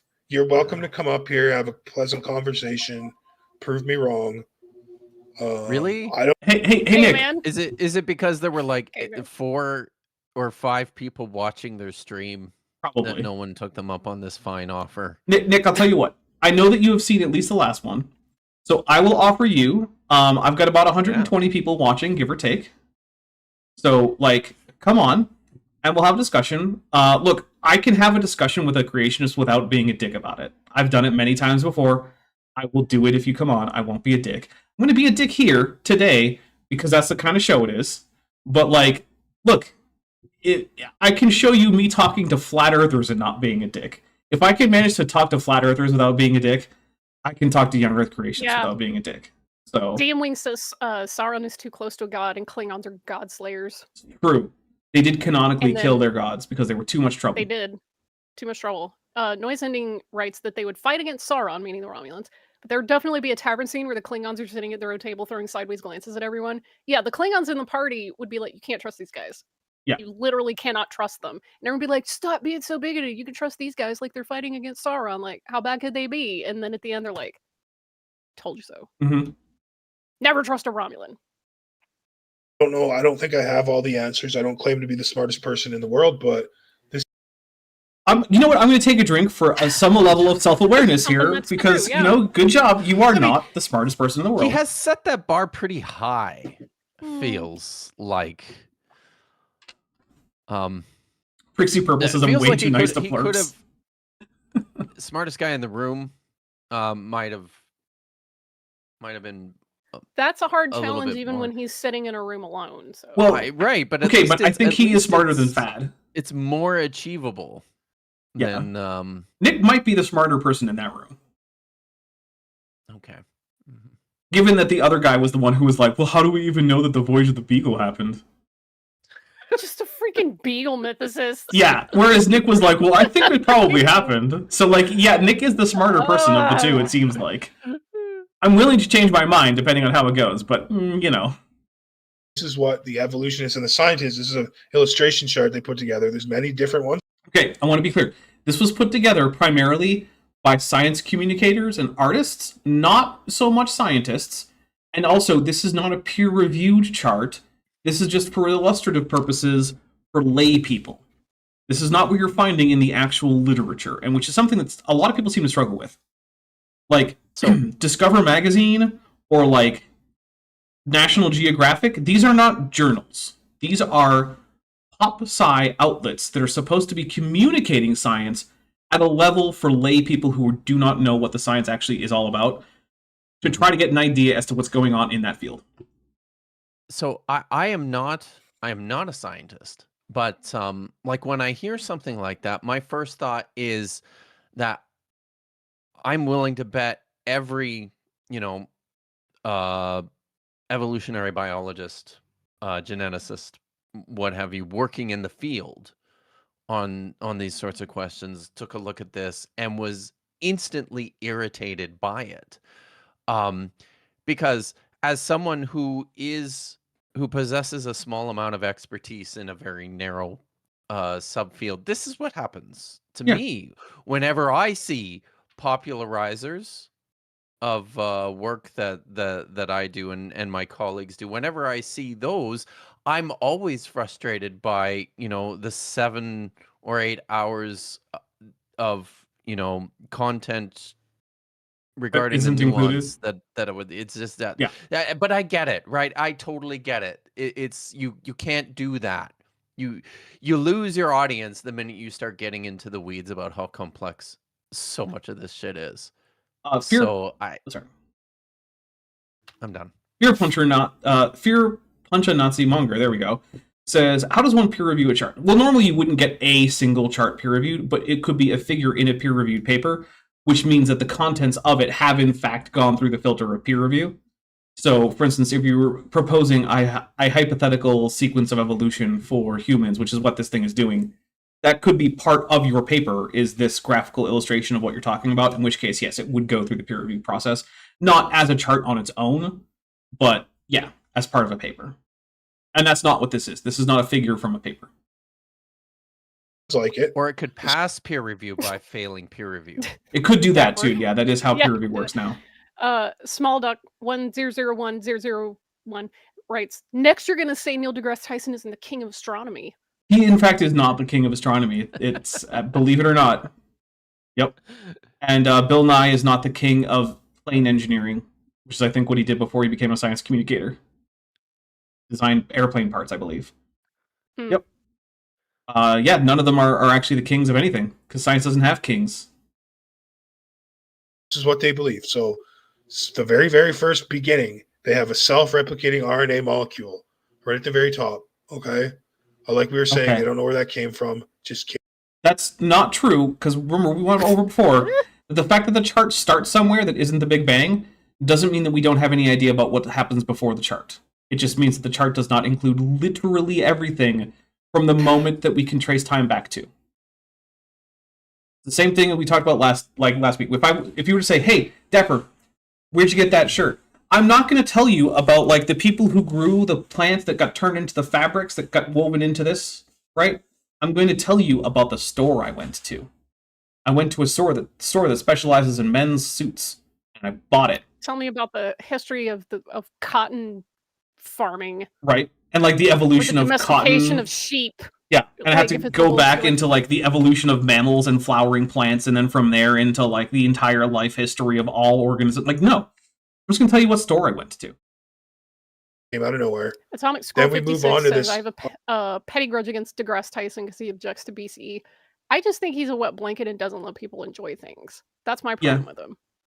Honestly, I don't care that much about AD versus BC and BCE and CE. Use the one that makes you more comfortable, but you also need to understand why it is that people who aren't Christians and don't come from a Christian context might be uncomfortable referencing dates to Jesus. You should understand that. Yeah. You don't have to yourself feel uncomfortable with it. I'm not even asking you to change it. What I am asking you is to have some kind of empathy to people who are not in that context and who actually may have had bad experiences with that context. And they feel like part of helping with that fact about them is that they use an alternate dating system. Goop23, who's been a member for 41 months, says, sees a 2025 calendar. They don't know about 2024? Yeah, basically, that is what's happening. Seriously. Like, this calendar doesn't go all the way back to, like, 13 billion BC. How dare they? RNA stabilizer to a double helix, like stabilizing into a double helix. So the RNA molecule evolved to this weird thing. And then I feel like there was actually some steps that a step at least that you skipped over. Steps in there. Yep. Okay. then that weird thing evolved to this weird jellyfish-looking little molecule. I'm gonna take a drink, and we're gonna talk about a few of these steps here. So one thing is weird jellyfish-looking molecule. it's the choanoflagellate, which isn't a molecule, nor does it look like a jellyfish. I mean, is that why I'm having a hard time seeing it? Probably. Is it on the screen? Probably. It's so you know where there's the first 90-degree angle. It's the step It's on above step the above corner. that. Oh, okay. Yeah. Yeah. Yeah, that doesn't look like a jellyfish. It really I mean, doesn't. if I had to squint, it kind of is like a squid, but... So a choanoflagellate, choanoflagellates are the group of single-celled organisms that are most closely related to animals that are not themselves animals. That is a flagellum that you're looking at, and it's basically, from a biochemical standpoint, it's not the same as the bacterial flagellum, but you know what flagellum it is the same as? The flagellum on one end of a spermatozoan. So basically, the most primitive animal cells are sperm cells because they basically have the same form as choanoflagellates. And what choanoflagellates do is they actually use a lot of the same biochemical pathways that multicellular animals use to keep their cells together to themselves form little ring-shaped colonies that they then use those flagella to help propel directionally so that So if they're looking for food, say, they can detect the gradient of, the smell basically of the food. And then the choanoflagellates on the opposite side from the strongest point of the gradient will start wriggling their flagella so as to move the whole colony towards food. And they use the same biochemical pathways that animals use to communicate between cells, to communicate between members of the colony. And so it seems like animal life is just a slightly more advanced version of the kind of communication and intercellular, connections and signal processing and whatnot that choanoflagellates use. Saying that they look like jellyfish is simply to say that they kind of have a bell shape at one end and a thing that trails behind, but that's a flagellum. It doesn't sting anything. It's one cell. It's not a molecule. It's a cell, which is composed of many, many, many molecules.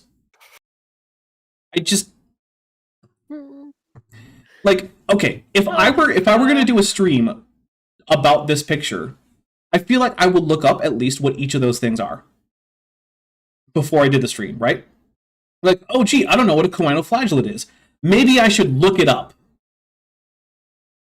See, the fact that I would have to look up all of them would just prevent me from doing a stream. Well, that would be fair. Like, that's probably why you don't tend to stream about things like the evolution of humans from the beginning of life on. It's true. But like, the same thing happened to me when I was talking off air to Sam, the flat earther, the other day after Mikey's stream ended, because we stuck around for, I don't know, like a half an hour or so. He was like, well, why haven't there been anyone who's, gone across Antarctica? And I'm like, there has been. He's like, well, who? I'm like, so I Google a few things for him to look into, but I'm like, why did you make this claim without ever having checked? Like, why did you think it's appropriate for you to say that this has never happened, when all it would take was one Google search to find out that at the very least people had claimed that it happened, which means that now you could still say it hasn't happened, but now you're going to have to go through and show why you think it didn't in each of these cases. At the very least, then you wouldn't seem like someone who's just lying. Because when you say, well, this didn't happen, or this thing is this thing, when you could have just checked, it makes you seem like you're lying. Or at the very least, like you're so lazy that the idea of caring about facts or truth or evidence just has never occurred to you. How, though? I don't know. They're not saying how. Maybe it's through. None of this chart says how. None of it says how. If that's going to be your objection to the chart, you're just objecting to the chart having a format that it does. Which, like, sure, maybe it would be better if it had a different format. I don't fucking know, but you're the ones who chose this chart. This is a you problem, guys. You could look up how. You could look up evolutionary mechanisms like genetic drift, sexual selection, natural selection, horizontal gene transfer. You could look these things up. You could look up the very specific things like, hey, what are the homologous genes to the genes that choanoflagellates use for intracellular communication within a colony that occur in other forms of eukaryotic life, like amoebozoans? Or you could look into things like, hey, what are the evolutionary pathways that allowed for more complexity in animal intracellular communication and intracellular matrices that don't occur in choanoflagellates that allowed animals to become truly multicellular instead of colonial? You could just check on those things. But the fact that a simple chart made for babies, basically, doesn't give you every single detail that wouldn't fit on the chart anyway isn't a point against evolution or the chart.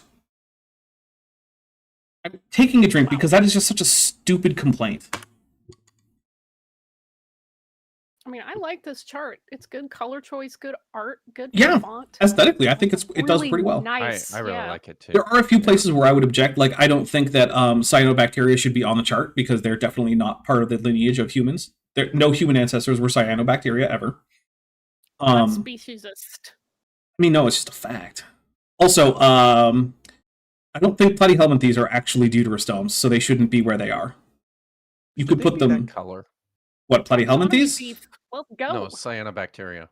Oh, I mean, I'll assume that like... they're red. I'll assume that they're red algae and not green or blue algae. Okay. Yeah.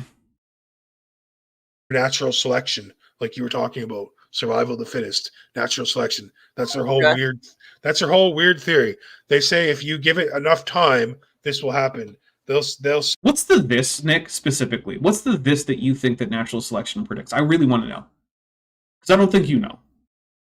Say, oh yeah, you don't ever actually see evolution happen, but Yes, we do. All the time. In We're real watching time. it Right now. happen. Yeah. So the guy that's speaking, that's who? Nick. He's the He's one who Canadian. owns the... Is he? I don't actually know. He just said a boat. Oh. That's Canadian, like... Oh. Wait, wow. what if he's just a Youper? What's that? People from the Upper Peninsula of Michigan, they sound a lot like they're from just north of the border in Canada. Right. Yeah. Yeah. He could be a Youper. They also have a reputation for being Hicks, if you will. I mean, there's also not really a lot going on in that part of the state. It's like True. trees and stuff. So, like, There's people okay. who live there. Well, yeah, it's just like there's not a And huge I hear bustling there's metropolis. I hear there's good deer hunting up there too. Oh, I bet. I bet. Yeah. You ever had deer sausage? It's freaking awesome. Man. Oh, you know what? I'm now thinking about that Good on time biscuits. I made I basically made teriyaki flavored Boost burnt ends. Damn. So good. It was so good.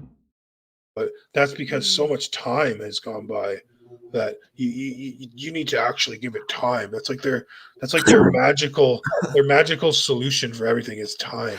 Look, if you want to see What's choanoflagellates, yeah, there's the other that? thing. Yeah, it's an inability to be okay with extrapolation is what a lot of pseudoscience comes down to, right? Mm-hmm. Especially a lot of young Earth creationists. It's like, well, you can't extrapolate a process into the past. Yes, we can. Yes, that's the answer to that. Is yes, we can. There's no reason that we can't extrapolate certain processes into the past. And if you want to say that there's a good reason that you can't, you need to show why physics would have changed in the past or why mathematics would have changed in the past. Because ultimately that's what evolution is. It's just physics and mathematics. In order for evolution to not occur, you need physics or math to change. Do you have a plausible mechanism by which either of those things could have changed? And the answer is no. They just don't like it. And yeah, if you want to say to watch choanoflagellates evolve into animals, yeah, sure, that would take a long time. But if you just want to see evolution as it's actually defined occur in real time, you can do it. You can do it at home.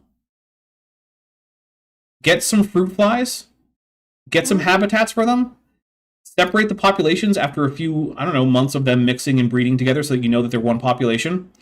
Feed them different feeds, keep them separate for a few years, and then watch it carefully and see if they can mate together. They usually won't be able to. You just created a new species. Well, you just had speciation happen in fruit flies in a few years in your house. You can just do it.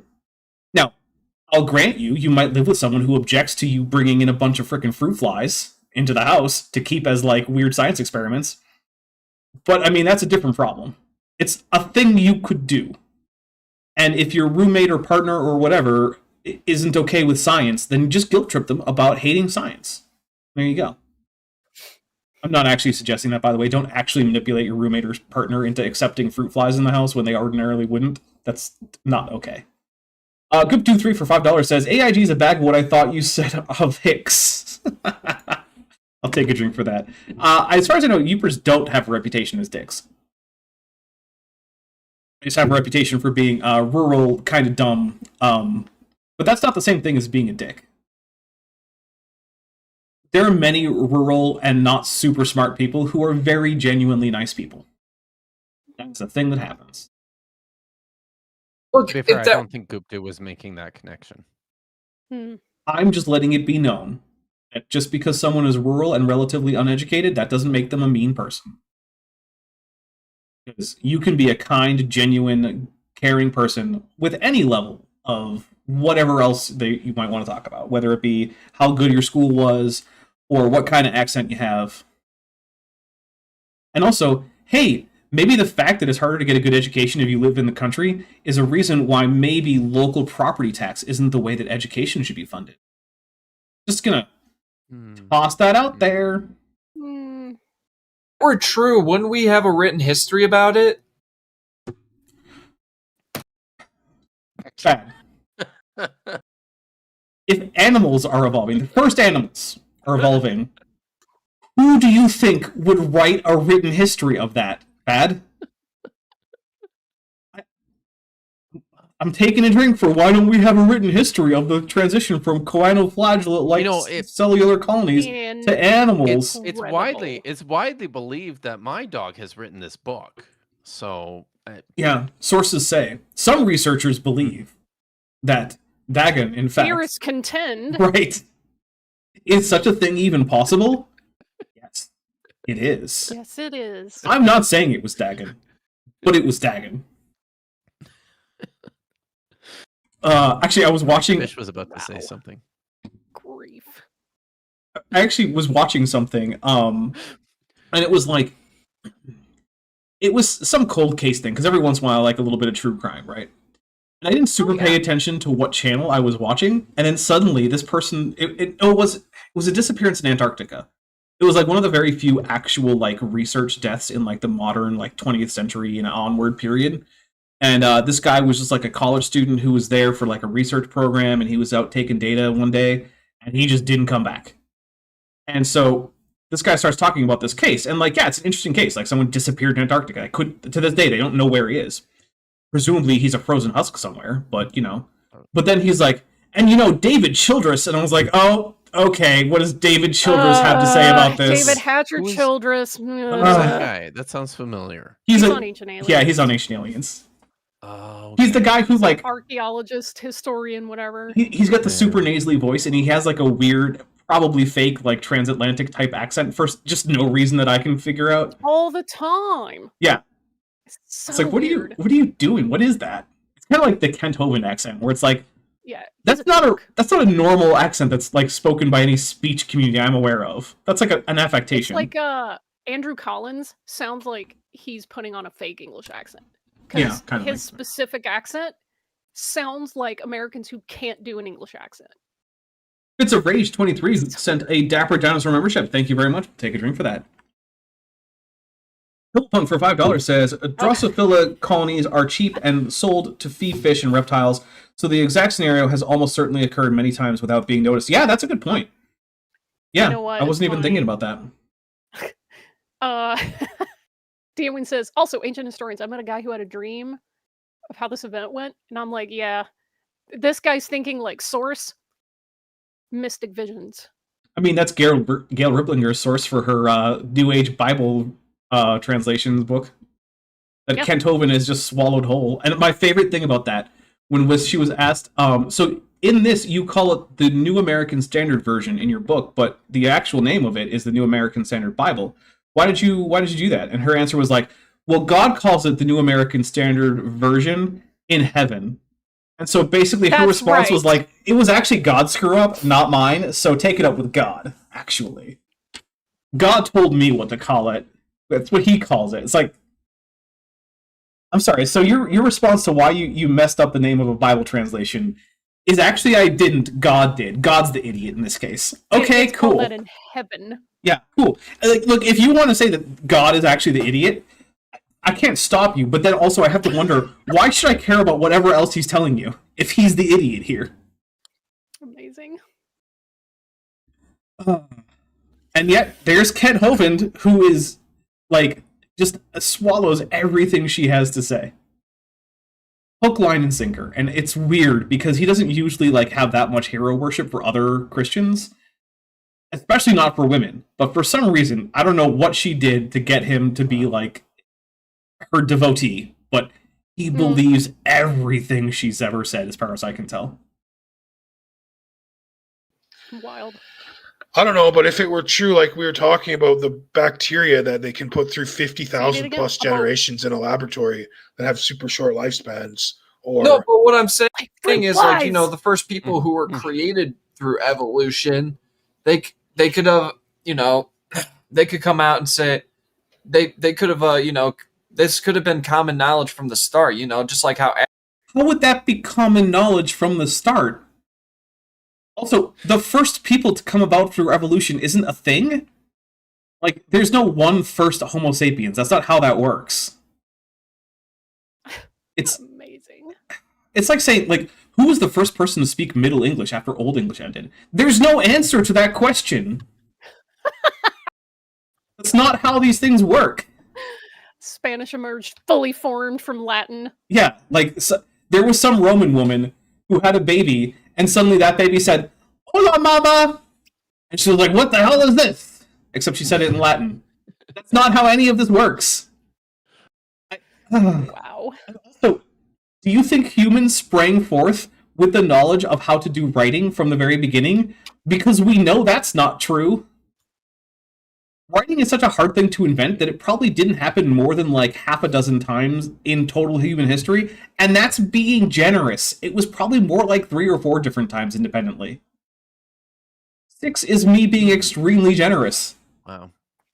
Like, think about that. In all of the time that humans have been around, the number of times someone came up with the idea of writing and then managed to get that to work could be as low as like 4. That is incredibly uncommon. And you might think, well, what about all these different scripts that don't seem to descend from each other linearly?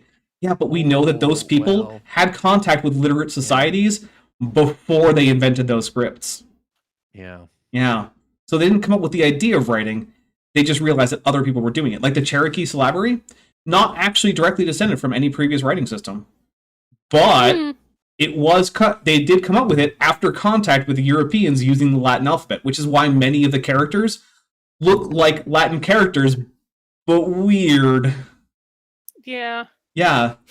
So is the Cherokee syllabary an independent invention of writing? No.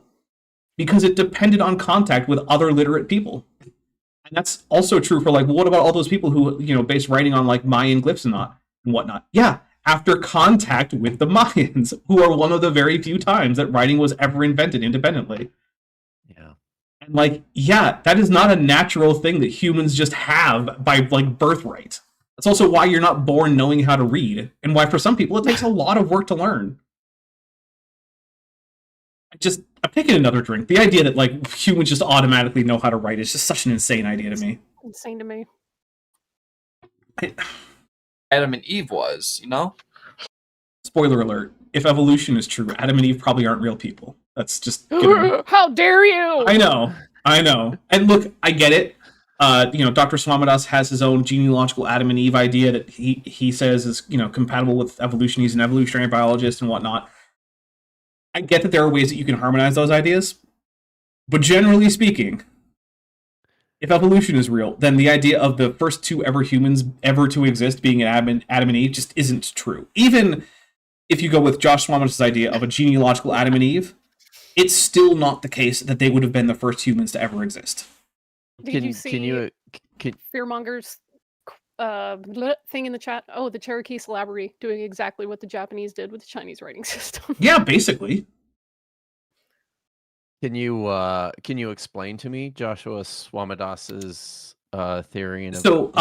His idea is that Adam and Eve are 2 humans that entered a covenant with God, and that basically because they lived so long ago, they are How long ago? I think he would say something like 50, 60,000 years ago or something. I'm not positive. But that's long enough ago that anyone who has descendants today is the ancestor of literally every single human. So all humans alive today are the descendants of this 2 couple, primarily because they lived so long ago that it's a requirement mathematically that either you're the ancestor of everyone today or the ancestor of no one today. And so humans are all descended from this couple who made this covenant with God way back when. And like, I don't know how you could assess that from a historical or scientific standpoint, but if a historical Adam and Eve are important to you, and you also don't want to reject science, that is a way you can harmonize those things while keeping an Adam and Eve figure and also accepting human evolution. I think it's a little silly, but like, whatever, I don't care. Mm-hmm. I probably watch too much Wes Huff, but I hear him mention Swamidas quite a bit. Well, I mean, to be fair, Swamidas does a lot of work combating creationists of all sorts of stripes. So, like, he also is the one who runs the Peaceful Science blog and forum, which has a lot of really good discussion with actual PhDs and actual experts in a lot of fields that touch on topics like creationism. So I am not here to put shade on Dr. Swamidas. I have never had a bad interaction with him. He seems like a great guy. I think that his genealogical Adam and Eve idea is a little on the silly side, but like, that's my harshest criticism for him, is I think one of his ideas is a bit on the silly side. Which, I think for me, yeah. That's not much. This always just comes... Yep. this always just comes back for me. This always just comes back to how badly some people have to hold on to this idea, how much they need it to be a thing, and it's just an exhausting amount of effort and energy that they have to expend to make this thing work. Hey, they're not expending it at my And expense, so hey, that's fine by Yeah. me. I don't care. That's fair. It's fine. Joshua Geese for $5 says, nothing clever to say, contributing to the support the suit. Well, thank you very much. We are 7 away. And Regios sends a $5 super chat with no message, which is presumably for about the same purpose. So thank you very much. All right, here we go. Huh. Yeah, it's really, I don't know, stupid if you ask me, but maybe there's some people that could. Well, we didn't. Yeah, no one did ask you, actually. You Nobody just spontaneously Nobody decided to should do ask this. You. They just shouldn't. Yeah. If somebody does ask you this question, you should just say, you know what, you shouldn't care what I think about this. Yep. You should care as much about what Nick thinks about Evolution as my predictions for who's going to win the Super Bowl, given that I can't even name all the teams who were in play for the Super Bowl. Exactly. I might as well say something like, I don't know, the Blue Jays. Yeah. Like, Speaking of the Super Bowl, Quinn Hughes was traded from the Vancouver Canucks to the Minnesota Wild yesterday. those are words. Mm-hmm. Shed a In an light on order- this Yeah. a little better for us. So this is where we were, right, guys? This is what they say. We started from this molecule. We somehow evolved in this weird wormy thing. You know, that weird wormy thing is a chain of cyanobacteria. It's not a worm at all. It's not even an animal. No, okay, I'm just going to take a drink for the weird wormy thing that isn't even an animal. Wow. He is talking about the cyanobacteria because it feels like there's a few things. Oh yeah, he is. Yeah, You're right. because when he was saying this weird wormy thing, that's what he was mousing over. Yeah. We look at this. We're at the stage now of a weird golden coffee bean here. A gold coffee bean. You know what? Good job, guy. I will say it at the very least kind of has a vague resemblance to a gold coffee bean from this picture. In fact, that's Dickinsonia, which is has a glide symmetry, which means that rather than having direct symmetry, it's sort of like this, right? So like you see how my fingers are interleaved, so that it's very similar on either side, but it's not actually exact because it's not matching like this directly. There's that offset. So it has that kind of weird symmetry, where it's not technically bilaterally symmetrical, but it's clearly got some kind of symmetry going on. And it looks like Dickinsonia just kind of slowly wormed around on the seabed, basically consuming bacteria from a bacterial mat that was just pervasive on the shallow seabeds at the time, which was able to exist because there weren't many burrowing animals that would churn up the seabed, which would destroy bacterial mats. And so it looks like it just kind of grazed on the bacteria at the bottom of the ocean. So it was basically eating like pond scum at the bottom of the ocean. So that's fun. It looks like a cheese wheel. I actually like golden coffee bean better, but sure, why not? Is this just going to be like the stupidest thing I can compare it to? Tells you how stupid the actual animal is? Because like, other than the color, we don't know what color Dickinsonia was, but like that's a pretty decent illustration of a Dickinsonia animal. Like I don't know what the complaint is here. Like none of these are hypothetical organisms. These are all real organisms that we either have in the fossil record or that are alive today, or in some cases both. Epithelia, mouth, muscles, cognitive tissue, nerves, photoceptive eye spots, and bilaterary symmetry. Bilaterary. Yeah. Good job, guy. Good try, buddy. Also, I don't know that we have evidence of Dickinsonia having eye spots, so that seems a little bit iffy, but like that's a relatively minor nitpick. Oh, they got all that from a weird golden coffee bean, eh? And then from there, I'm guys, telling you, he's Canadian. No, he might be. He's Canadian. Eh? 100%. Yeah. evolved into this I feel like it could be. fat-looking grub thing, and then from that we evolved into a earthworm.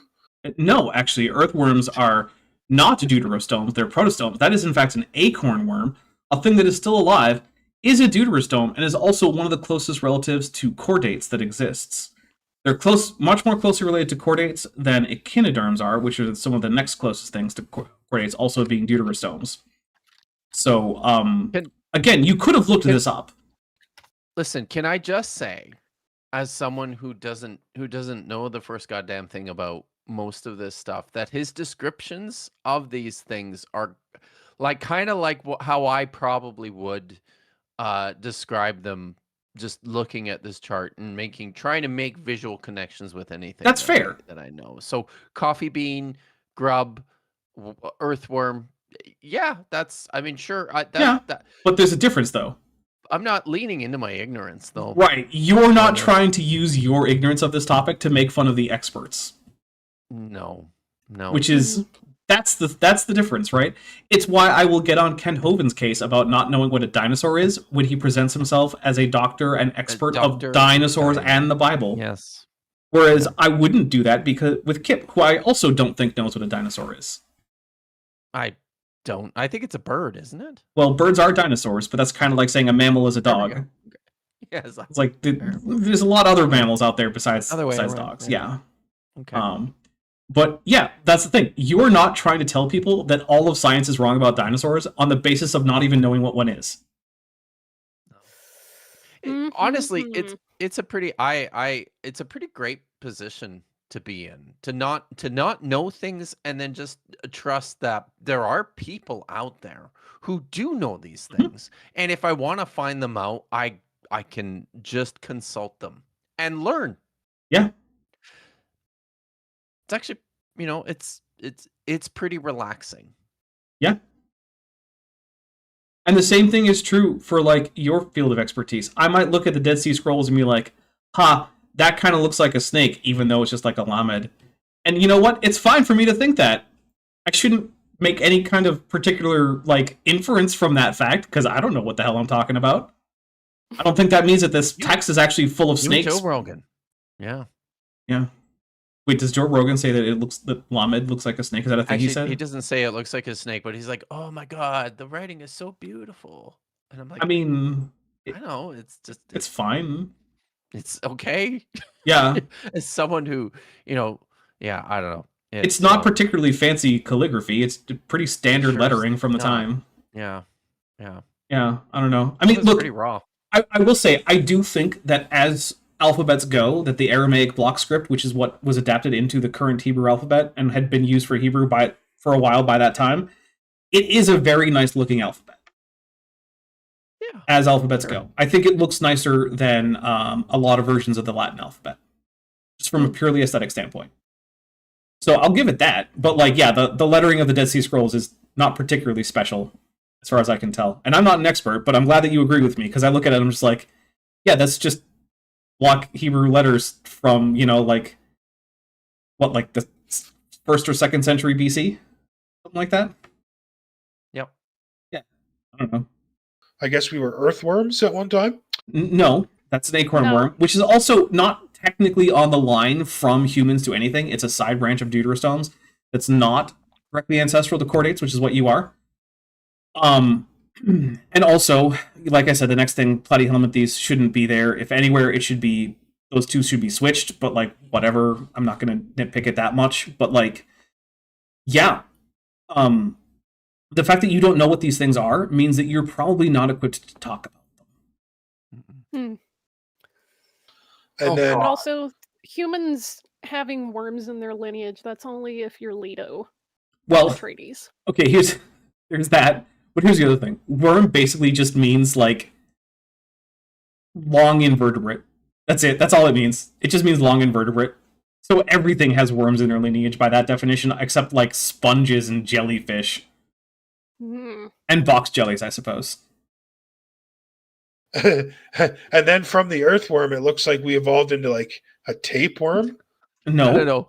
I gotta say just hearing him laugh like that. Yeah, it was perfect. It was just perfect. That was perfect. Yeah, that's actually platyhelminthes. It's a flatworm.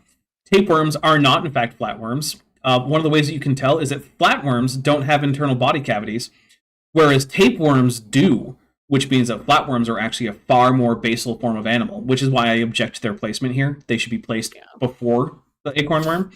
But also not a tapeworm. Also, platyhelminthes, flatworms are not segmented. Tapeworms are segmented. If you've ever seen a tapeworm, which I have seen an actual adult tapeworm preserved in formaldehyde. Yeah, I've held the jar containing a tapeworm in formaldehyde in my hand. At least they're not Which one's the acorn worm? eldritch worms. It's the one sucking of your life force yeah. away. It's the one above the flatworm. It's the one that looks like it has like a weird like head segment. That's actually its proboscis. It's a food acquisition organ. Okay. Yep. I don't know. I guess Hindus got something right. Hey, bro, with the. I don't remember anything about Hinduism saying that humans Where came from did tapeworms. that come from? What I is- don't know. I think it might just be like anti-Indian racism. I think it might just be that. Shocking. Wow. I've actually found out that recently that apparently anti-Indian sentiment is one of the more common forms of racism on the internet. Mm-hmm. Yeah, I didn't know that because I don't tend to go into places where I'm going to encounter a whole lot of racism. So, See, that's the one that I grew up surrounded by. Because there was a robust Indian community in my neighborhood where I lived, right? That's kind of how this works. you know, there were a lot of Cambodians where I grew up, but I don't remember there being a lot of anti-Cambodian sentiment. Maybe that's just my like rose-tinted glasses version of like my childhood, but I don't remember there being a lot of people who were like, "Oh, it's the Cambodian." Like, I don't know. I was friends with a lot of the Cambodian kids at school and whatnot, and I don't know. Yeah, I don't know. I guess good job, my hometown. Yay.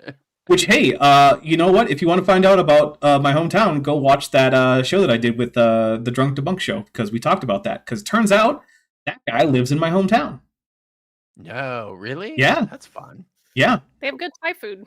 they do. Yeah. It's weird how many people I know who've been to my hometown, given that my hometown is it's kind of just some random ass town in the middle of nowhere in Eastern Massachusetts. Yeah. Like so many people that I know like just been there.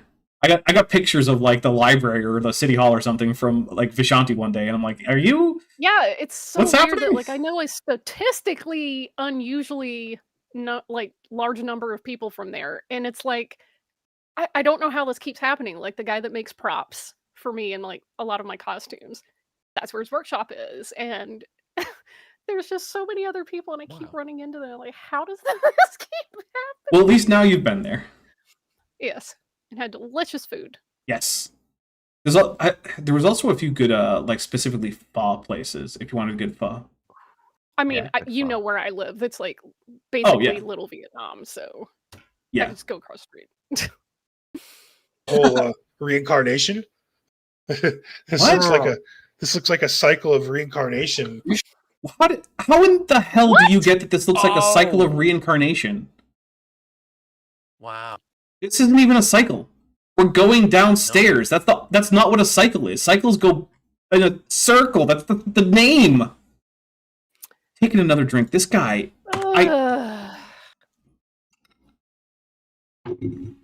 It's like just a stream of thought, like free word association game for him. I think that's what's actually happening. I think we're just getting his stream of consciousness free word association. Yeah. Are you sure Charles Darwin didn't spend any time with the Hindus? Actually, I'm not sure. I think there's a pretty good chance that as a British man, during the British occupation of India, he probably had some close contact with some people who were Hindus. Pretty good chance. Pretty likely. Did he go to India? I don't remember. Did the Beagle circumnavigate? It did. The globe? It did, but I don't remember whether or how much time it spent specifically in India. Julian Wren says, I'm beginning to think this guy isn't very bright. Well, I mean, there's a reason I titled this AI Bro Creationists are dumb, and then also one of them actually just went out and called the other one bro earlier in this stream, which... Yeah. I didn't know that was going to happen, and it was just And then laughed like a cartoon dumb guy. yeah. So Yeah. And also, the more I look, the more I think that both of them have AI avatars. So, yeah. Gross. Yeah. He might have. Good point. Yeah, maybe. Hey, let's That's true. You know, we'll take a drink. It's true. Charles Darwin very well might have known some Hindus. Good job, everybody. I also have, in fact, met and interacted with Hindus. Because, yeah, it's not that uncommon a thing. You know, I've lived in places that had like, Indian right? communities. I've also interacted with Buddhists, Sikhs, Jews, Christians, Muslims. Why not, eh? Yeah, lots of different people. In fact, I once made up a fictional family history for a Muslim because he didn't want to write that paper. I'm not going to say who or exactly what school or the exact circumstances, but I will say, yeah, he once was like, hey, make up a story about my grandfather. I was like, where's he from? Where's your family from? He was like, Morocco. I'm like, got it. So I came up with a nice little fictional biography for his fictional grandfather. Whatever. Awesome. Yep.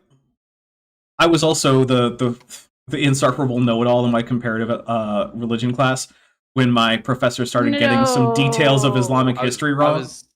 And I was like, I was doing this actually... on the inside. I know. No, of all people. Yeah. Well, she was getting wrong who Waraqah bin Nawfal was, and I wasn't going to stand for it. Mm-hmm. I was like, no, he wasn't Muhammad's cousin, and no, he wasn't Jewish. He was a Christian monk, probably an historian, and he was Khadija's cousin. That's what the story says.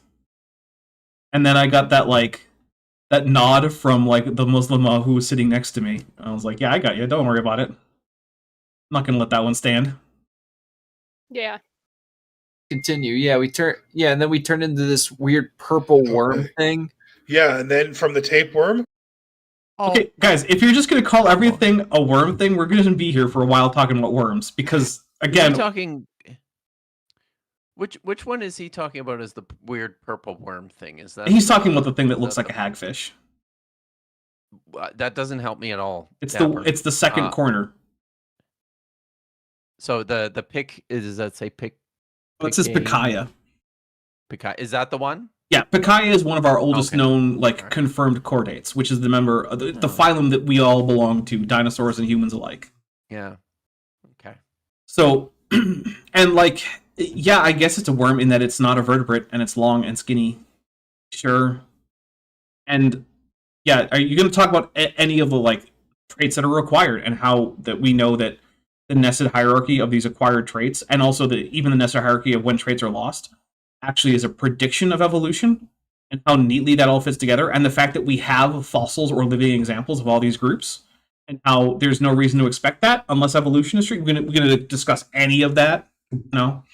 Also, I don't think that Kip is going to be unleashed because we're actually a little bit over time, and I believe that the goal has ended, so I don't have to wear this silly suit. But hey, guys, we're going to wrap things up. Kip, you have 10 seconds. Go. Fuck off. Oh, I am going to be on Budget Scripture Saturday tonight with the Weasels and Nitty. I have all my normal shows. No, we should actually have the Star Trek game this week, but not the week after. Other than that, got nothing. Vishanti, you got 10 seconds. Go. I don't have anything coming up this week, but I do like people to take care of my wish list if they have the means and the desire. All right. Just under 10 seconds. Neurondopus for $2 says, "Are snake worms thing?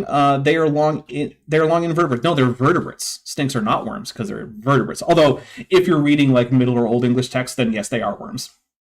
Because in that case, it just means anything that's kind of long and skinny and wriggly. All right, so thank you very much, everyone. I am going to be getting, I believe, Godzilla vs. Megaguirus up, which is the one with the black holes. So if you like black holes and Godzilla, and also Japanese people trying to figure out whether they should use an L or an R, and failing very hard at that, which is a pretty consistent thing. Yeah, come check that out. I will be starting it up, saying hi to everybody, and then quickly going to do things like start up a fan and not keep wearing this because I don't want to. All right, everybody.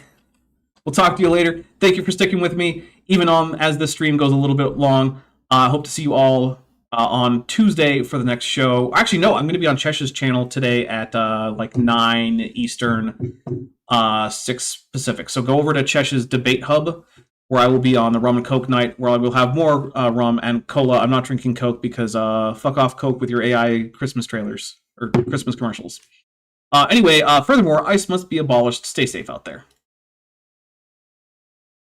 Hey, before you leave, I just want to take a second to thank my patrons and channel members, especially those pledging $20 or above. Ben Tovand, Tapioca Weasel, Sphincter of Doom, Regios, Landon Knoll, Ian Chen, Eleron Teller, Phil Rivera, Kelvin Brostick Van Manen, David Hercules, Joshua Geese, Volas, Dan Sheedy, Pega Jace, The Plastic Mouse, Arrow Dodger, Gordon Love Science, Amber Athelian, Prixie Purple, Agricola Siqua, and John Ackerman. It's because of my channel members and patrons whom you're seeing on screen that this channel can stay afloat. Without you, it would all shut down. If you want to join the team, there's a link to join the channel below this video, and there's a link to join the Patreon in the description. On the Patreon, you can get a 15% discount for pledging annually, and either way, you get early access to virtually all of my scripted videos months before they come out for the general public. Thanks for watching.